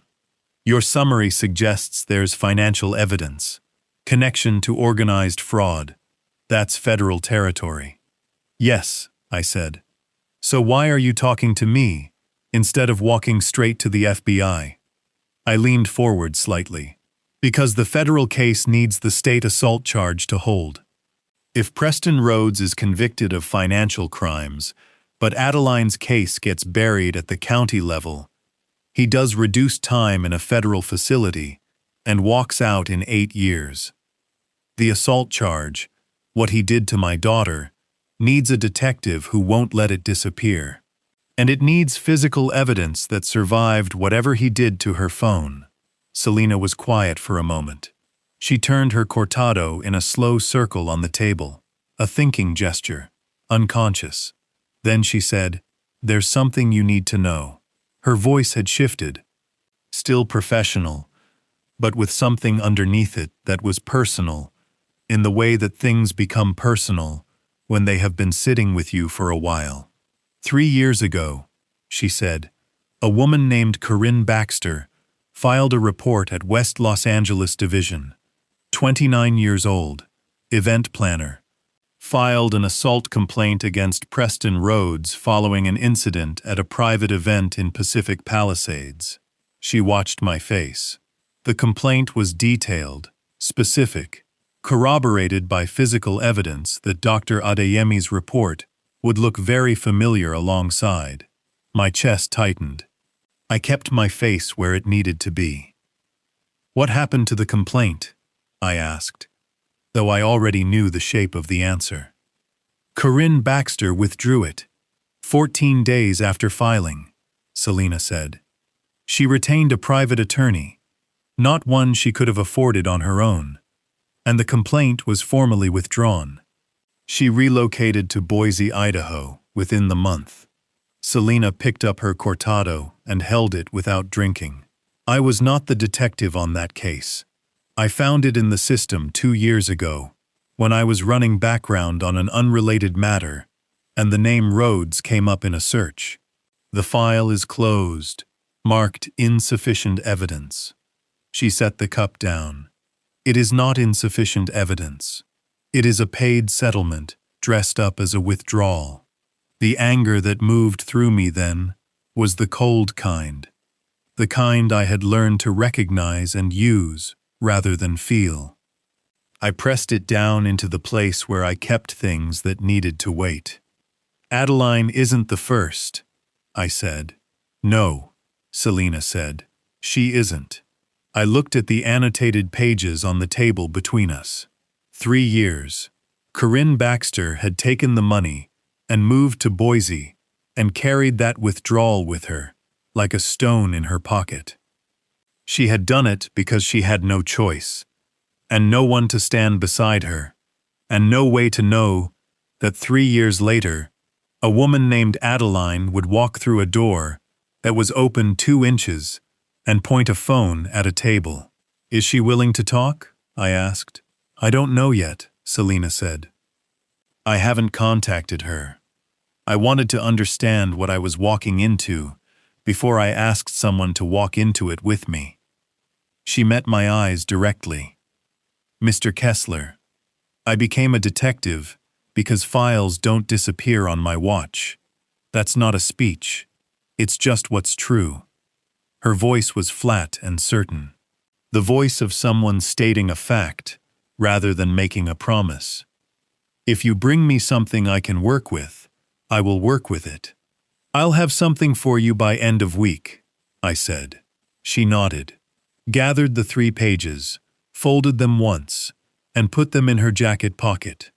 Then she stood, picked up her cortado, and finished it in one go, like a woman with a schedule to keep. One more thing, she said, pausing at the edge of the table. Yes, the man who called my captain. Her eyes were level and direct. Grady Whitlock. He sits on the budget committee. He has influence over department funding. A beat. He also attended a fundraiser at the Rhodes estate in Brentwood, 14 months ago. There are photographs. They are public record because the event was logged as a campaign finance disclosure. She looked at me. I'm telling you that because you seem like someone who finds things useful. She walked out.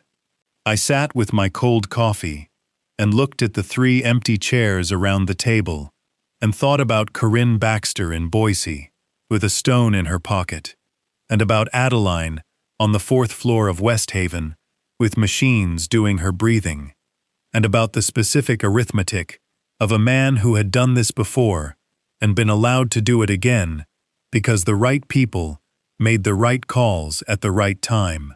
Not this time. I pulled out the prepaid phone and called Curtis. "It's me," I said.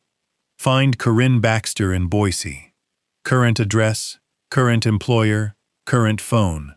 Don't contact her. Just find her. And pull the campaign finance records for a fundraiser at the Rhodes estate in Brentwood 14 months ago. Guest list." "Give me 2 hours," Curtis said. "You have 1, I said, and ended the call. Outside on Melrose Avenue, a city bus rolled past with an advertisement on its side for a personal injury law firm. A smiling attorney pointing at the camera above the words, "We fight for you." The morning light was the particular flat white of a Los Angeles September that had not decided yet whether to be hot or just warm. I left $4 on the table for a coffee I had not ordered and walked out into it. Senator Garrett Rhodes's district office in Sacramento occupied the 4th floor of a building on 9th Street with a view of the Capitol Dome and a receptionist who smiled with the practiced warmth of someone whose job required her to make everyone feel expected. I had driven up that morning. 3 hours north on the 5, the Central Valley flat and brown on both sides, the kind of drive that gives you nothing to look at and plenty of time to think. The recording device was a small unit, clipped to the inside of my jacket pocket, voice-activated, the kind that picks up conversation at conversational volume, without requiring the speaker to be within arm's reach.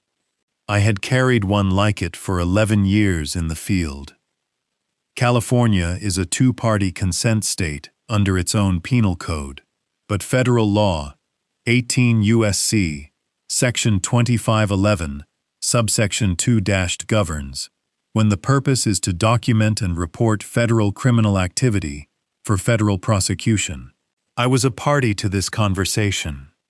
The purpose was federal criminal activity. Senator Rhodes kept me waiting 9 minutes. Long enough to be a message, short enough to be deniable as coincidence. Then his assistant walked me back through a corridor, hung with photographs of the senator shaking hands with people who mattered, and into an office with dark wood and a California state flag and the particular stillness of a room that had absorbed 22 years of deals being made. He stood when I entered and crossed the room to shake my hand, and his grip was warm, and his eyes were concerned, and his voice carried exactly the right measure of solemnity. "Warren," he said, "thank you for making the drive. I know this has been an incredibly difficult time. How is Adeline?" "Stable," I said. "Thank you for asking." He gestured to the chair across from his desk and settled into his own with the unhurried ease of a man in his natural habitat. He did not open with the subject. He asked about the drive, about where I was staying in Los Angeles, about whether the hospital staff had been attentive. He asked these questions with what appeared to be genuine interest, and probably was, in the way that genuine interest and strategic patience can coexist in someone who has practiced both long enough. Then, after perhaps 4 minutes of this, he leaned forward slightly and folded his hands on the desk. "I want to be honest with you," he said. which is a sentence that, in 26 years of undercover work, I had learned to treat the way you treat the click of a safety coming off. Please, I said. What happened to Adeline is a tragedy, and I understand. As a father, I understand the instinct to find someone to hold responsible, to make sense of something senseless.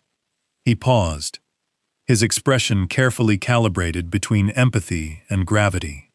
But I've been made aware that certain documents have come to light that involve names connected to our family. And I want you to understand that those documents are complicated. Context matters enormously in these situations. He looked at me steadily. Miriam's name appearing in certain financial records could, if taken out of context, if handled by people who don't understand the full picture, complicate things for everyone involved. He let that land. I think we all want what's best for Adeline's recovery, he continued. A prolonged public dispute helps no one, least of all her. A man in your position should understand the value of keeping things simple.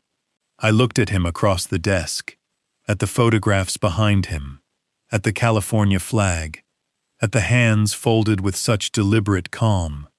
I appreciate you being direct, I said. I'm always direct, he said, which was the most indirect thing he had said in the entire conversation. I'll think carefully about what you've said, I told him. He stood and shook my hand again and walked me to the door himself, which was a courtesy that cost him nothing and communicated a great deal about how certain he was that the conversation had gone the way he intended. I drove back down the 5, with a recorder warm in my jacket pocket, and called Curtis, somewhere south of Los Banos. I got it, I said.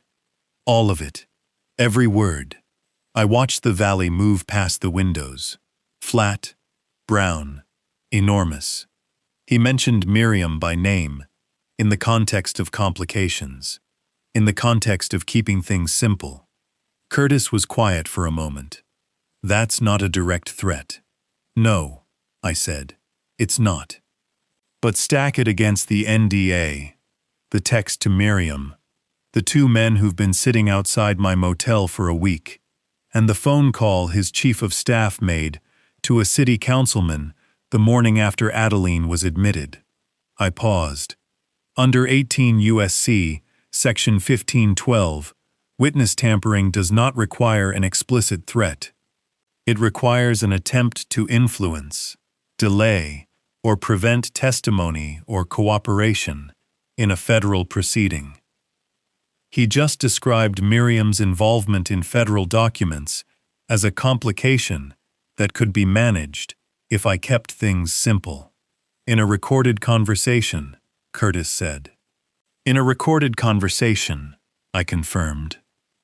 I drove the rest of the way to Los Angeles, with the afternoon sun in my eyes, and the recorder in my pocket, and the feeling of something that had been moving in one direction for a long time, beginning, very slowly, to turn. Friday morning, Westlake. The table between Curtis and me was covered in paper. Printed summaries, financial flowcharts, time-stamped screenshots, a USB drive and a small evidence bag that Curtis had labeled in his precise handwriting. 8 days of work laid out in order, the way you lay out a case before you hand it to someone else to carry. Walk me through it one more time, I said. Curtis tapped each item as he spoke. Video evidence. 4 minutes 12 seconds. Adeline's recording. 2 identifiable subjects with prior federal interest. Financial analysis. $340 million. 11 LLCs. 6 years. 3 states. Ownership chain. Sunstone Pacific Logistics traced through 4 layers to a management address in Senator Rhodes's zip code. Physical evidence. San Pedro container ship. 8 annual runs. Uneconomical manifest cargo. Identity fraud documentation. Miriam Kessler's SSN used to open 3 bank accounts without her knowledge or consent. Recorded conversation. Sacramento, September 11th. Senator Rhodes referencing Miriam's name in the context of managing complications. He looked up. Witness tampering chain. NDA. Text to Miriam. The two men who've been outside your motel for 8 days. And the Sacramento recording. And Selena Ocampo's documentation of Corinne Baxter's withdrawn complaint, establishing pattern of behavior. He said it the way he said everything. Flat, factual, without drama. But the weight of it sat on that table like something physical. It's enough, I said. It's more than enough, Curtis said. The question is whether it gets buried. That was always the question. Evidence without witnesses gets lost. Evidence without the right door gets lost. I had spent 26 years watching good cases disappear into the wrong hands at the wrong moment, and I was not going to let that happen to this one. I sent the package at 9:47 Friday morning. Encrypted digital submission to the FBI Financial Crimes Unit at the Los Angeles field office, and a parallel submission to IRS Criminal Investigation Division, Western Region. Anonymous, properly formatted, with a cover document that organized the evidence into 8 numbered sections and cited the relevant federal statutes at the top of each one.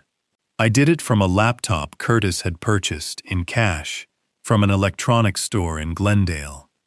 The submission went through 3 routing steps before it reached the FBI server. When it was done, Curtis closed the laptop, and we sat there for a moment, with the particular feeling of having released something that could not be taken back. Now we wait, Curtis said. Now we wait, I agreed. I drove to the hospital. Upstairs, Adeline's numbers were holding. The attending physician used the word stable again, and I had learned by now that stable was its own kind of progress, when the alternative was the other word nobody said out loud.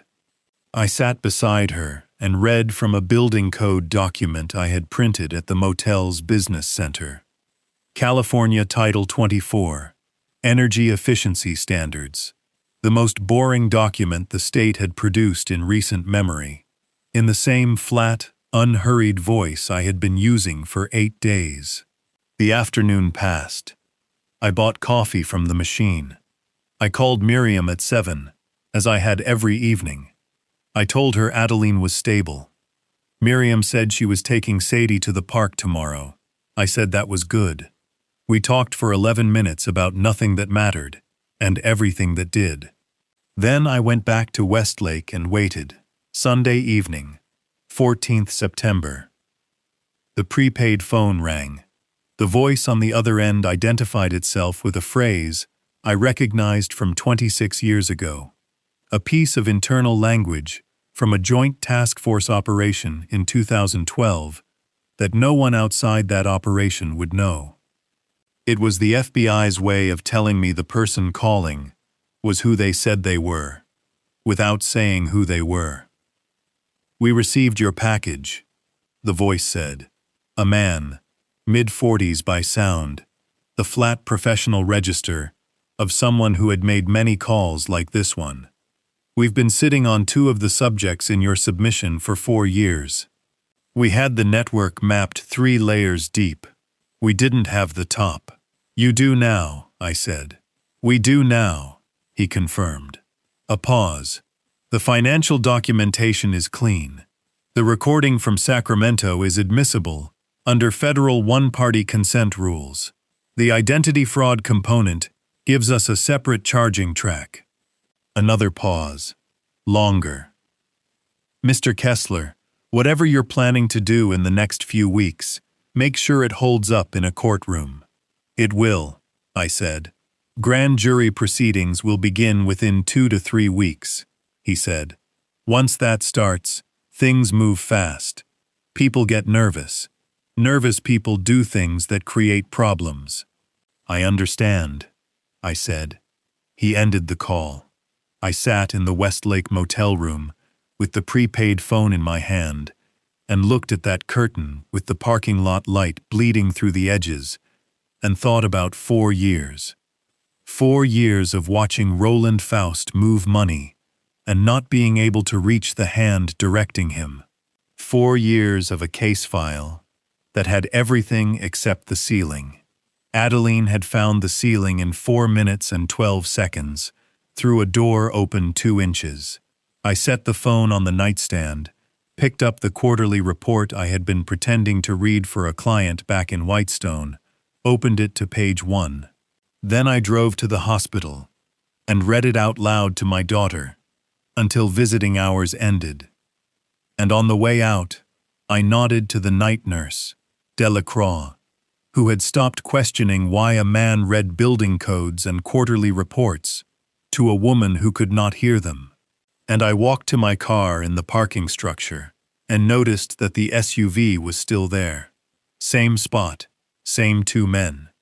And I felt something settle in my chest that was not quite relief, but was adjacent to it. The package was in. The grand jury was coming. 2 to 3 weeks. I could be patient. For 2 to 3 weeks.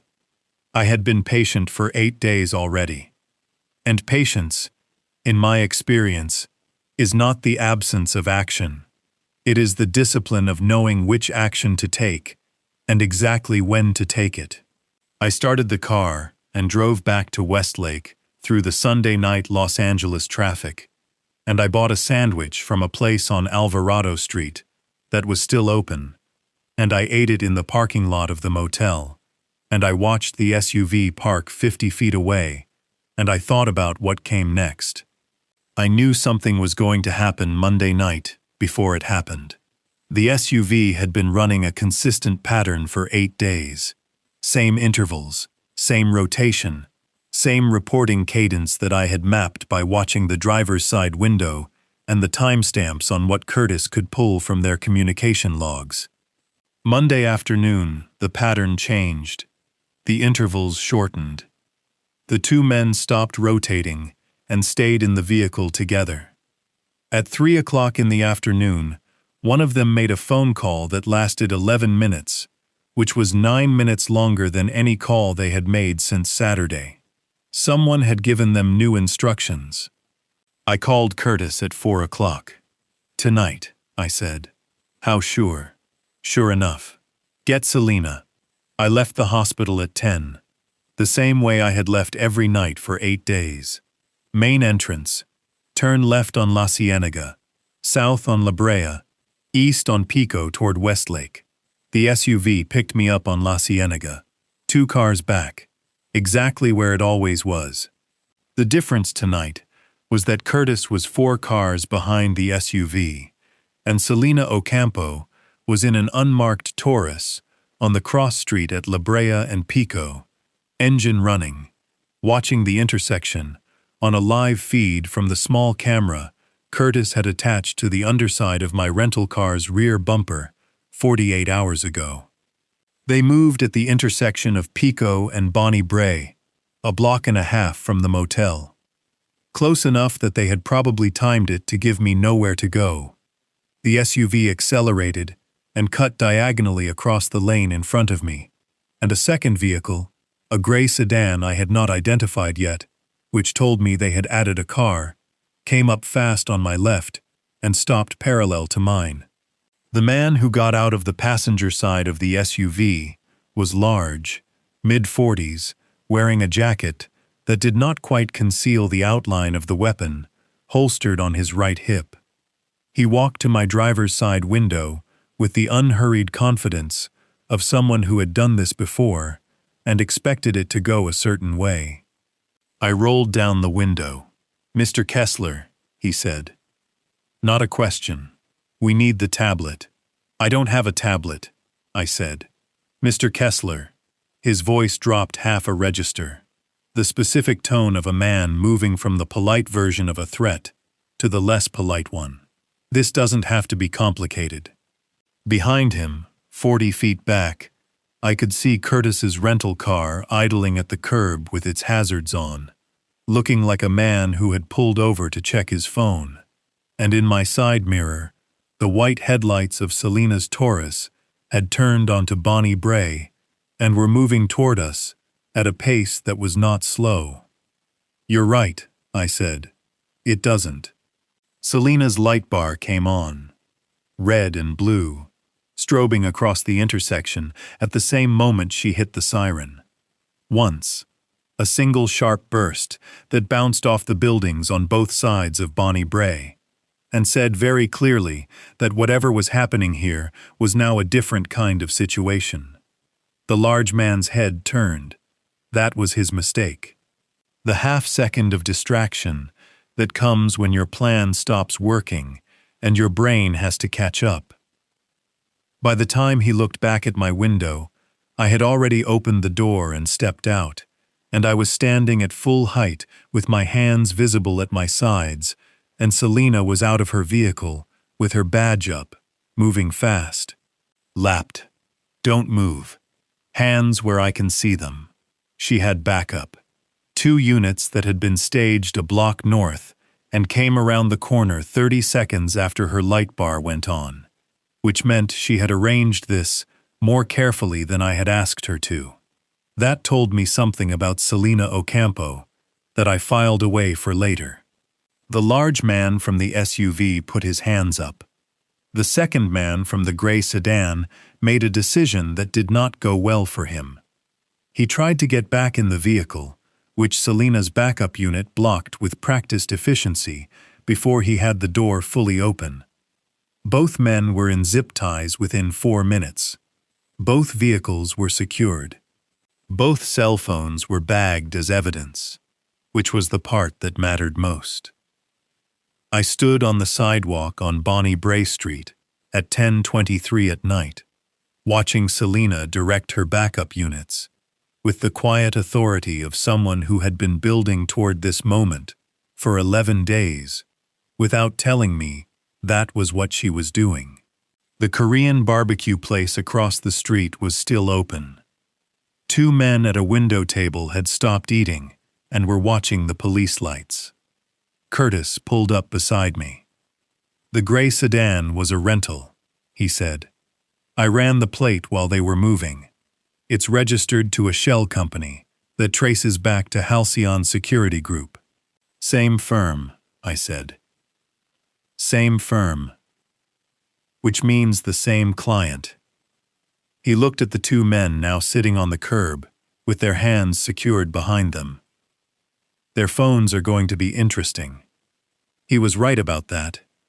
Curtis spent 2 hours with Selena's digital forensics contact that night, and what came off those phones was not complicated.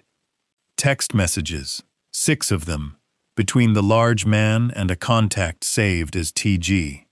Instructions to recover a tablet from Warren Kessler, using whatever means necessary. A follow-up message confirming the approach plan, and a final message, sent at 9:47 that evening, that said, "He leaves the hospital at 10. Don't come back without it. TG, Bennett Sloan." The man who had sat across from me in the West Haven waiting room, with his leather portfolio and his 3 office addresses, and his absolute certainty that he had handled the situation, had just sent 6 text messages on an unencrypted phone ordering 2 men to take property from a private citizen by force. Selena called me at 1 o'clock in the morning from the division. "Sloan's name is on 3 of the messages directly," she said. Her voice had the particular flat energy of someone running on adrenaline and bad coffee. "We have him on witness intimidation and conspiracy to commit robbery. He's going to need a lawyer, significantly better than himself." "Will he flip?" I asked. A pause. "In my experience," she said, "men like Sloan flip the moment they understand that loyalty to a client is not a defense to a felony. Give him 48 hours, with a federal hold over his head, and he'll be very motivated to share what he knows." "Good," I said. I hung up and sat in the Westlake motel room and looked at the ceiling for a while. 8 days of being the most boring man in Los Angeles.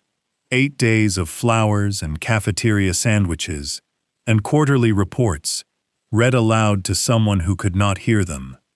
8 days of letting the SUV sit outside and report back that everything was normal. And now Bennett Sloan, the man who had handed me an NDA with a hole in it big enough to drive a federal investigation through, had used an unencrypted phone to order 2 men to take evidence from a witness in a case connected to a sitting state senator. He had not handled the situation at all. He had handed me the situation, gift-wrapped, with a chain of custody I had not even had to build myself. I set the prepaid phone on the nightstand. I thought about calling Miriam, but it was 1 o'clock in the morning, and she would be asleep with Sadie, and what I had to tell her could wait until tomorrow, when I could say it calmly and completely, and without the particular rawness that comes from standing on a sidewalk at 10:23 at night, watching something you have been building for 8 days, finally, irrevocably begin. I turned off the light. For the first time since September 5th, the parking lot outside my window was empty. Curtis called at 5:40 Tuesday morning. "It's done," he said. "Both of them." I sat up in the motel bed. "Both. Check your phone." He had sent 2 photographs. The first was taken from a distance in low light. The front gate of the Rhodes estate in Brentwood. Wrought iron. The security camera mounted on the left post, currently cycling through its scheduled maintenance window, according to a permit filed 6 weeks ago with the Los Angeles County Department of Building and Safety. Public record. The maintenance ran from 4 to 6 in the morning, Tuesday through Thursday, while the contractor completed the upgrade. In the photograph, a plain white envelope was visible on the ground just inside the gate. On the outside of the envelope, 4 words written in block letters. "You touched the wrong family." The second photograph stopped me. Preston Rhodes was sitting at the base of the large oak tree in the motor court of his own estate. The one I had seen through the gate on the morning I walked the property's perimeter a week ago. He was sitting with his back against the trunk and his arms pulled behind him, not bound with anything that would leave marks, just held in the specific way that tells a person they are not going anywhere without making a decision about it. His wrists were zip-tied loosely in front of him, tight enough to hold, not tight enough to mark. He was wearing a t-shirt and pajama pants. His feet were bare. He was looking at something on the ground in front of him, the envelope. I stared at that photograph for a long time. Curtis had not told me he was going to do this. I had told him I wanted the envelope delivered. He had decided on his own that the envelope alone was not enough. That a man like Preston Rhodes, who had spent his entire life understanding consequences only when they were placed directly in front of him and made impossible to ignore, needed to understand something first. He needed to understand that the people who had built the case against him could reach him anywhere. In his own motor court, at 4 in the morning, in his pajamas. I called Curtis back. "How long?" I asked. 40 minutes, he said. "Start to finish. 2 of mine." Nobody from the estate detail saw anything. He was out walking. He does that sometimes before dawn. The night staff know it and don't follow him on the grounds. A pause. "He was not hurt, Warren. Not one mark. They held him there, left the envelope, and walked out the same way they came in. And the envelope. He read it while he was sitting there," Curtis said. "That was the point. He had nowhere to go and nothing to do but read it." I thought about that. Preston Rhodes sitting against the trunk of a tree in his own motor court, in the dark before sunrise, reading a photograph of his own face in a room he thought no one had seen, with 4 words on the back that he could not argue with and could not buy his way out of, and could not call his lawyer about at 4 in the morning. The camera? I asked. Maintenance window, Curtis said. 40 minutes of gap in the exterior coverage.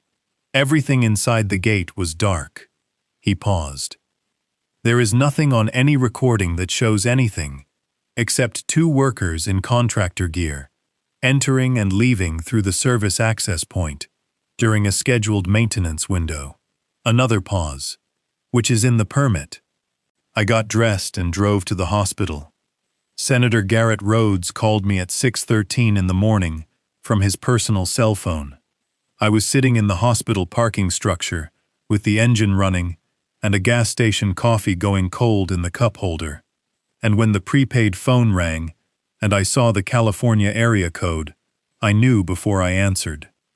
A man with 22 years in the California State Senate, calling a retired insurance consultant from Whitestone on his personal cell phone at 6 in the morning. The scaffolding he had spent 2 decades constructing was making sounds he had never heard it make before, and the fear had gotten in ahead of the training. "Who are you?" Senator Rhodes said. Not Warren. Not the warm, practiced greeting from the 9th Street office. Just 3 words stripped of everything that had always made him formidable.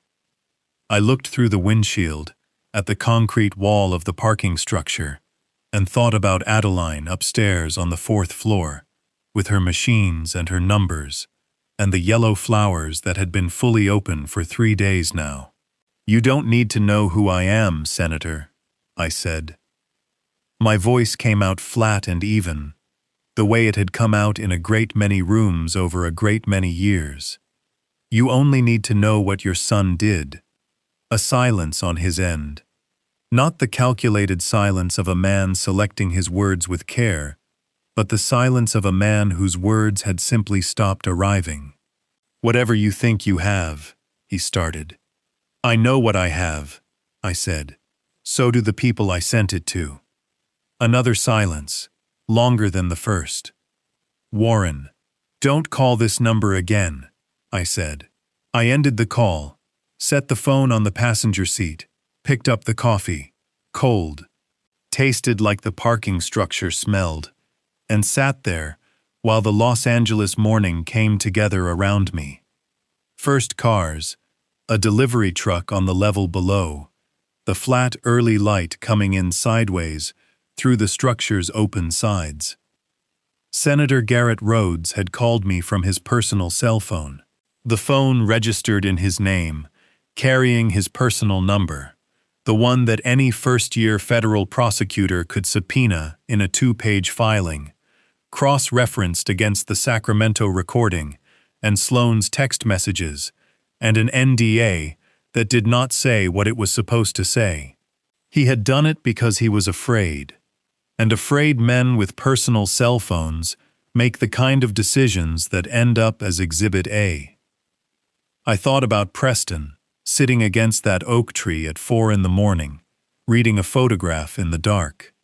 I thought about what it must have felt like to understand, in that motor court, in those pajamas, with his arms held behind him and nobody coming, that the man his family had dismissed as a retired nobody from Whitestone had been inside his house for 3 weeks, had wired it, had learned its rhythms, had walked its perimeter, had known about the oak tree and the pre-dawn walks and the maintenance window and the 40-minute gap in the camera coverage, had been, in every sense that mattered, the most dangerous person on that property. Not because he could hurt anyone, because he already had everything he needed.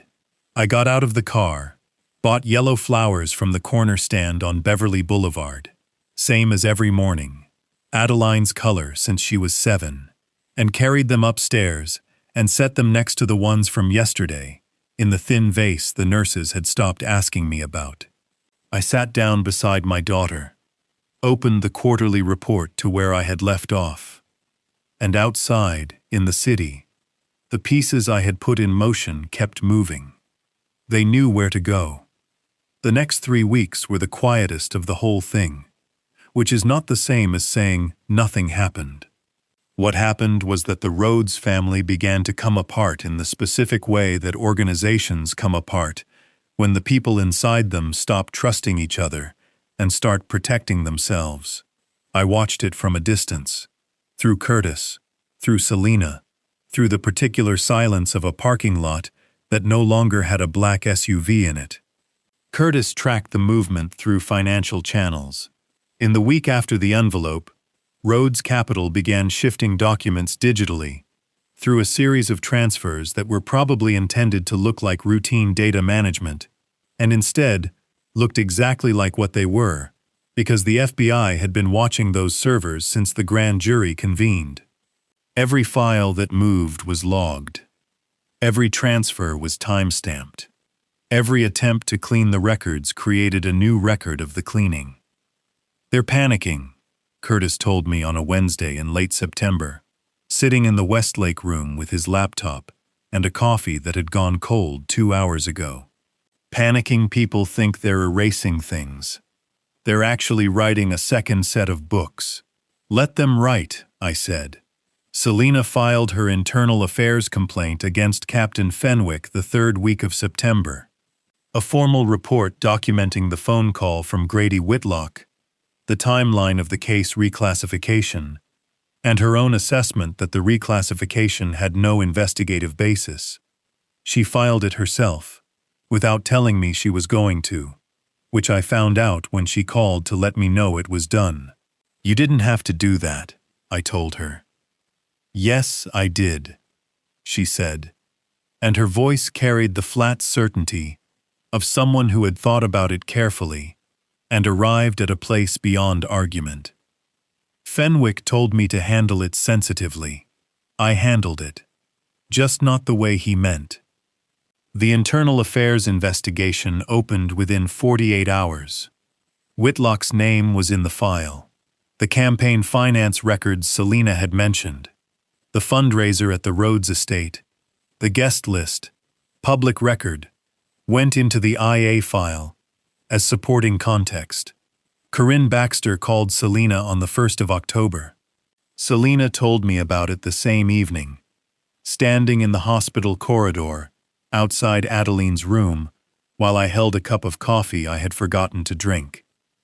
She said she had been waiting, Selena told me, her voice careful in the way it gets when the information is personal and she is trying to deliver it accurately. Not for this specifically, just waiting.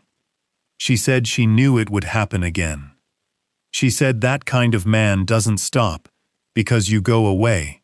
He stops because someone makes him stop. Selena paused. She's willing to testify.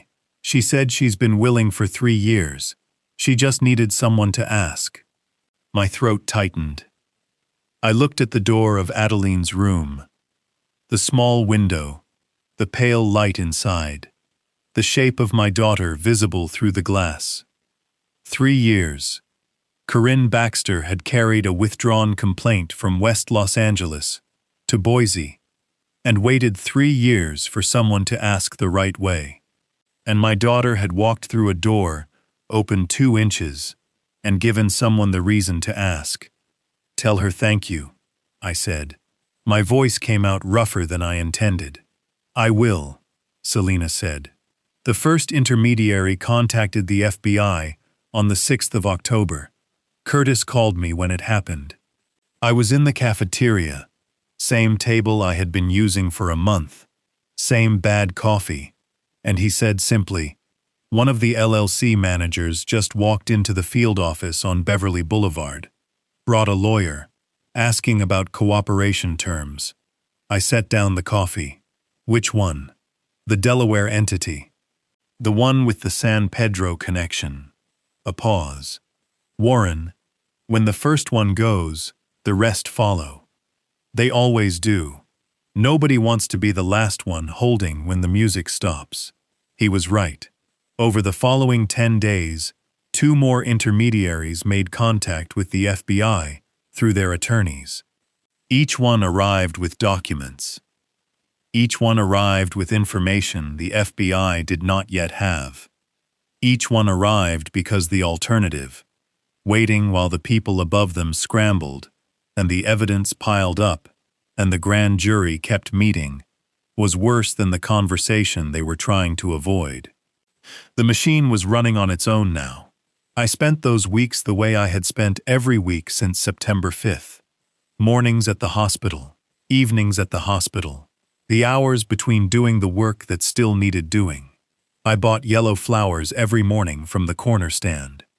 I read quarterly reports and building codes and California Title 24 out loud to a woman who could not hear me, in the same flat, unhurried voice, because it was the only thing I knew how to give her that had any chance of reaching wherever she was.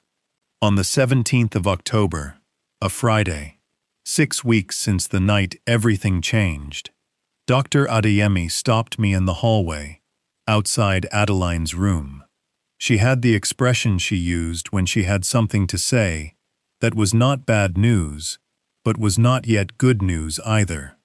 The careful, precise expression of a doctor who had learned that hope is a tool that has to be handled correctly, or it does more damage than the disease.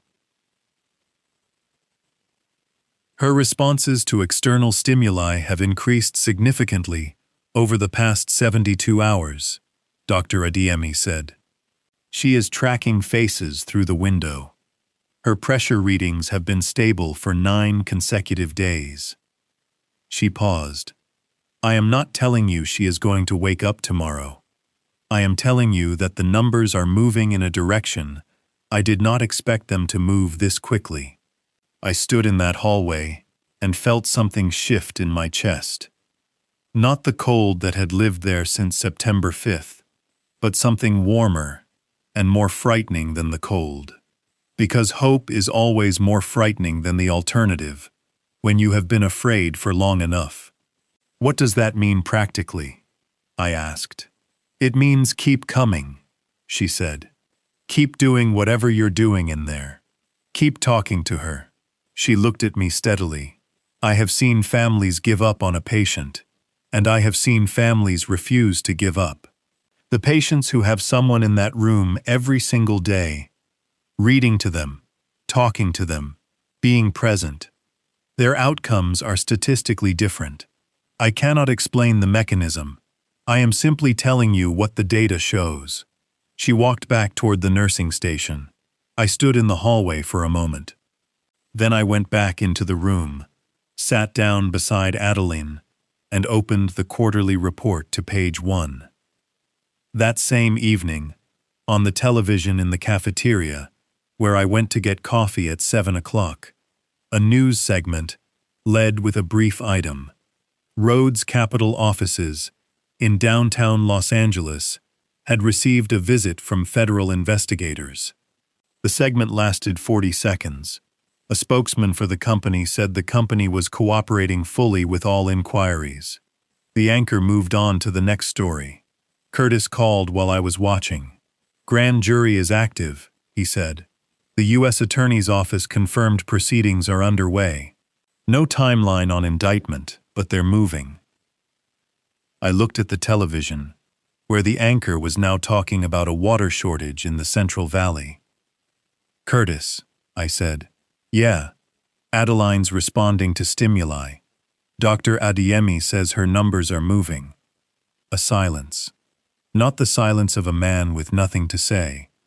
The silence of a man taking a moment to feel something he had been disciplined enough not to feel until now. Good, Curtis said. His voice was quieter than usual. That's good, Warren. I finished my coffee, went back upstairs, sat beside Adeline, and read to her until the nurse came to tell me visiting hours were over. And for the first time in 42 days, I drove back to the Westlake Motel without the specific weight in my chest that had been there every night since September 5th. It was still there, but it was lighter. I was in the hospital cafeteria at 8:47 on Tuesday morning, October 21st, when Curtis called and said, "Turn on the news." The television mounted on the cafeteria wall was tuned to a local Los Angeles channel, showing a traffic report.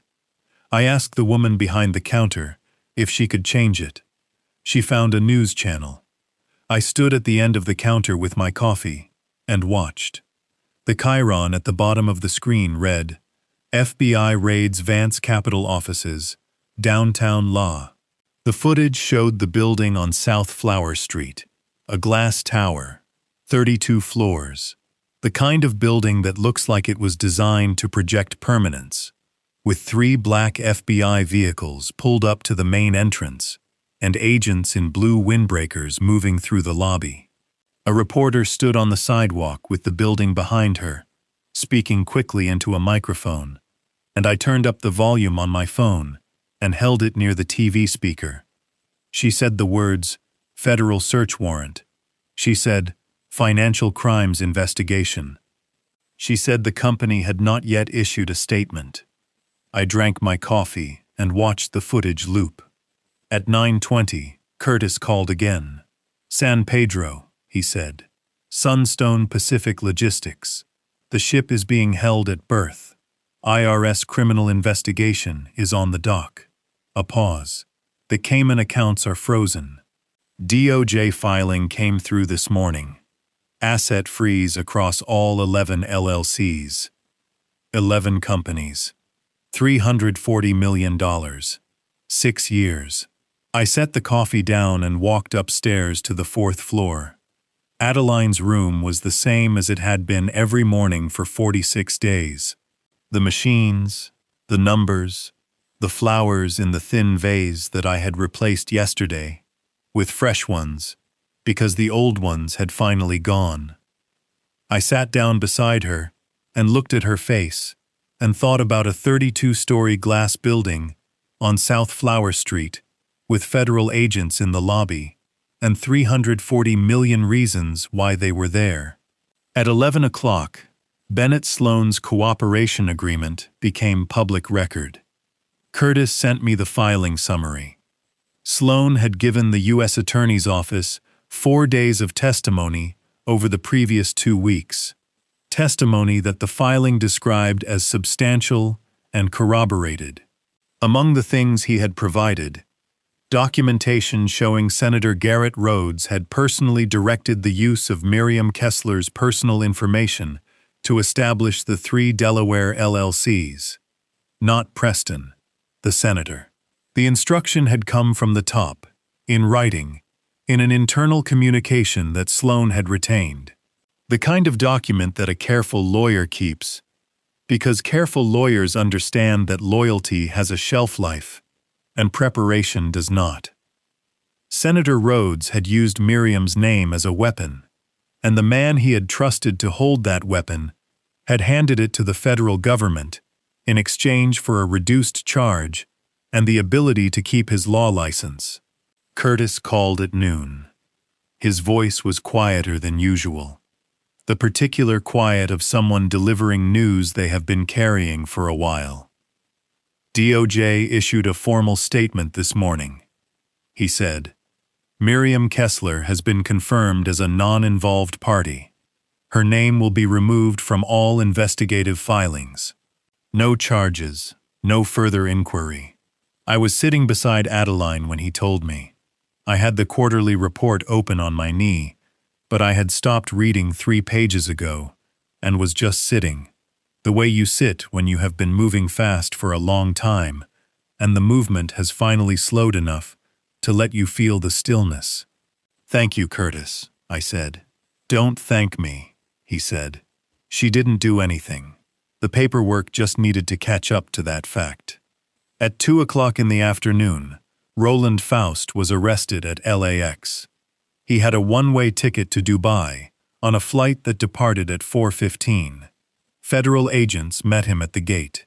The arrest took 40 seconds, according to the agent who filed the report, which Curtis obtained through a contact the following day. Faust did not resist. He sat down in the chair they indicated and put his hands on his knees and waited, which was the behavior of a man who had known this was coming and had simply been hoping he could outrun the timing. He had not outrun the timing.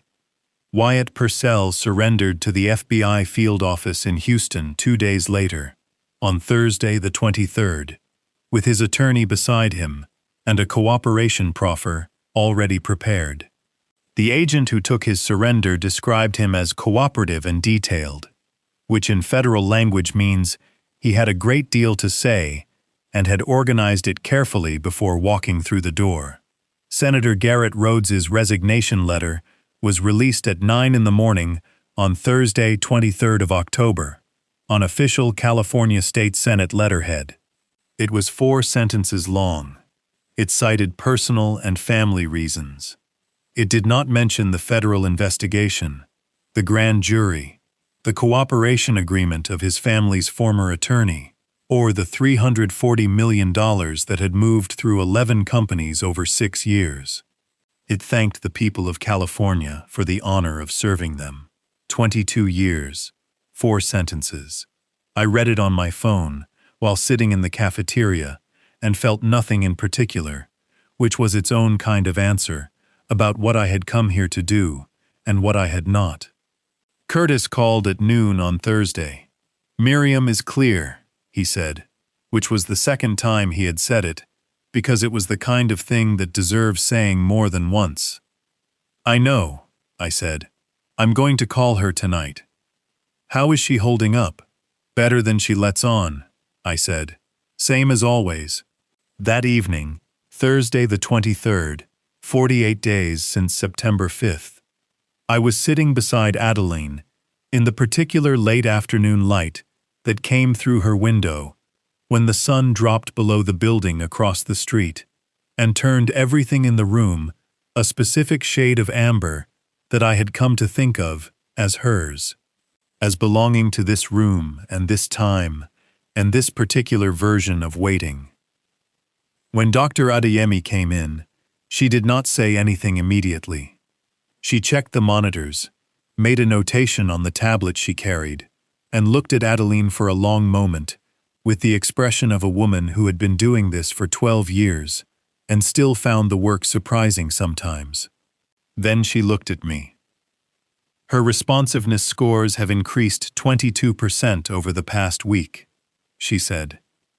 "The intracranial pressure has been within normal range for 11 consecutive days. The edema has resolved almost entirely." She paused. "Mr. Kessler, I want to be careful about what I say here, because I have seen patients plateau at this stage, and I do not want to create an expectation that the data cannot yet support." Another pause. "But if you ask me today whether I believe your daughter is going to wake up, I would tell you that I believe she is going to wake up." My jaw tightened. My eyes burned. I pressed my hands flat on my knees and breathed through it slowly, the way I had breathed through a great many things in the past 48 days, and I did not say anything for a moment, because there was nothing to say that would have been adequate to what I was feeling. "When?" I asked finally. "I don't know," she said. "It could be days. It could be longer. The brain works on its own schedule." She set the tablet under her arm. "Keep doing what you're doing. Keep reading to her. Keep coming." She left. I sat in the amber light, with my quarterly report closed on my knee, and my daughter's hand under mine, her fingers slightly warmer than they had been yesterday. Or maybe I was imagining that. Maybe warmth was something I was projecting onto data that did not yet support it. And I thought about what Dr. Adeyemi had said. She is going to wake up. I picked up the quarterly report, opened it to page 1, because I had been starting from the beginning every night for 48 days. Same page, same voice, the same flat and unhurried cadence that she had known her whole life, the one that reached her even now, even here. I cleared my throat, and I read. They brought Preston out at 6:31 in the morning. I was parked half a block from the Brentwood gate, engine off, hands in my lap, watching through the windshield. I had not planned to come, But some things you need to see with your own eyes, not read about afterward in a filing summary. Preston Rhodes in handcuffs looked smaller than I remembered, not physically, just diminished, in the way that happens when the scaffolding around a person collapses. The estate, the security detail, the senator father, the pressed shirts, the motor court, the $6 million assessed value, all of it gone. And what was left underneath was a 36-year-old man in a gray t-shirt walking toward a federal vehicle with his hands behind his back. Selena was at the gate. She saw me and gave a single nod. Preston saw me too. He stopped, just a step's worth, and looked at me with the expression of a man whose understanding of a situation is rearranging itself in real time, and he does not like where the pieces are landing. I reached into my jacket and took out the badge. Nipped, retired. I held it up 3 seconds and put it back. His jaw went tight. His voice came out stripped of everything that had always been his instrument. The warmth, the confidence, the careful calibration of a man who had never in his life been on the losing side of a room. "You were undercover this whole time," he said. I looked at him. I thought about Adeline at the bottom of a staircase. I thought about a phone call to 911 and 2 words: she fell. I thought about Miriam's name on 3 pieces of paper she would never have signed, and an 8-year-old girl with her shoes on the wrong feet, standing in a hospital waiting room at 1 o'clock in the morning, holding a tablet out with both hands. "No," I said. "I was just her father." They put him in the vehicle. I watched the convoy move through the gate and disappear. Then I drove to the hospital, bought yellow flowers from the corner stand on Beverly Boulevard. The man had long since stopped asking what the occasion was, and took them upstairs to the 4th floor. I set the flowers in the vase beside the ones from yesterday, opened the quarterly report to page 1, read in my flat, unhurried voice, the voice Adeline had fallen asleep to, at 9 years old, on the floor of my Whitestone apartment, with a tape recorder in pieces between us. I read for 20 minutes. Then something stopped me. I had learned in 49 days to read the room the way I had always read rooms. The numbers, the rhythms, the specific character of each line on each monitor. Something had shifted. I could not have named it before I saw it. Adeline's fingers moved. Her right hand on the blanket. The fingers curled, uncurled, were still. My heart hammered so hard, I felt it in my back teeth. I did not breathe. I leaned forward. Her fingers moved again. "Adeline," I said. The word came out rough, barely above a whisper. "Hey, I'm right here." Her eyes opened slowly, the way eyes open when the person behind them is working very hard at something that used to be automatic. She looked at the ceiling, then the window, then, at the angle that cost the most effort, at me. Recognition came back in pieces. Her lips moved without sound, then moved again. "Did Sadie give you the tablet?" Her voice was cracked and dry, and the best thing I had heard in 58 years. My throat closed completely. I had to look at the ceiling for a moment and breathe through my nose before I could answer. "She did," I said. Adeline's eyes closed briefly. When they opened again, they had settled. The settling of a person who has been holding one fear for a very long time and has just been told she can put it down. "Good girl," she whispered. "Then what did you do, Dad?" I took her hand in both of mine, carefully, the way you hold something you came very close to losing. "I did what fathers do," I said. The door opened. Small feet on linoleum, quick and certain, the footsteps of someone who had been waiting long enough. Sadie came around the end of the bed and stopped when she saw her mother's open eyes. Her hands went to her mouth. Her eyes filled and spilled before she could do anything about it. Then she climbed up carefully, the way an 8-year-old climbs when she is trying very hard to be gentle, and lay down beside Adeline, with her head on her mother's shoulder.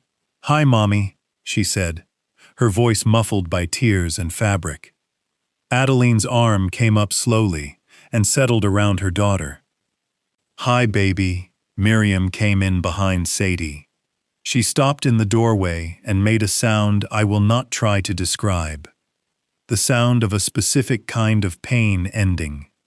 She crossed the room and pressed Adeline's free hand against her face, and her shoulders shook with something she did not try to control. I stood up, walked to the window, pressed one hand flat against the glass, and felt the cold of it. Behind me were Sadie's voice, and Miriam crying, and Adeline saying something low and slow that was meant for them, not for me. That was exactly right. I had spent 26 years being very good at disappearing, at leaving rooms so cleanly. They did not know they had been changed. There are rooms you walk into, and you do not leave. The work is staying. Adeline said my name. I turned around. She was looking at me from the bed, Sadie curled at her side, Miriam holding her hand, trying to smile. Not quite managing it yet, but the intention unmistakable. "Thank you," she said. "You did the hard part," I told her. She shook her head, small and slow and definite. "You stayed," she said. I pulled the chair back to the bedside and sat down, and I stayed. People ask me what I learned from all of this. I learned that family betrayal does not always arrive with a warning. Sometimes it walks through your front door in a pressed shirt and shakes your hand like a gentleman. I spent 26 years protecting strangers and told myself that was enough. It was not. Do not make my mistake. Do not wait until everything is broken before you show up. Show up now, when it is quiet, when nothing is burning, when the people you love still have time to feel it. I believe God places the right people in the right rooms at the right moment. An 8-year-old girl with her shoes on the wrong feet saved everything that night. That was not luck. That was grace. Every family story has a version of this underneath it. Someone who stayed when staying was the hardest thing. Every family betrayal leaves a trail.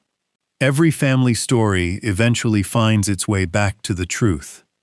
If Warren's story reached you today, leave a comment and tell me what you would have done differently.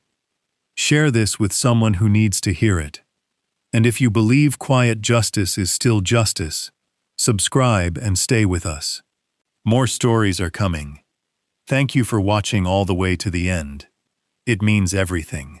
Some stories on this channel contain fictional elements, created purely for storytelling and educational purposes. If this content is not right for you, we completely respect that. Feel free to explore what fits you.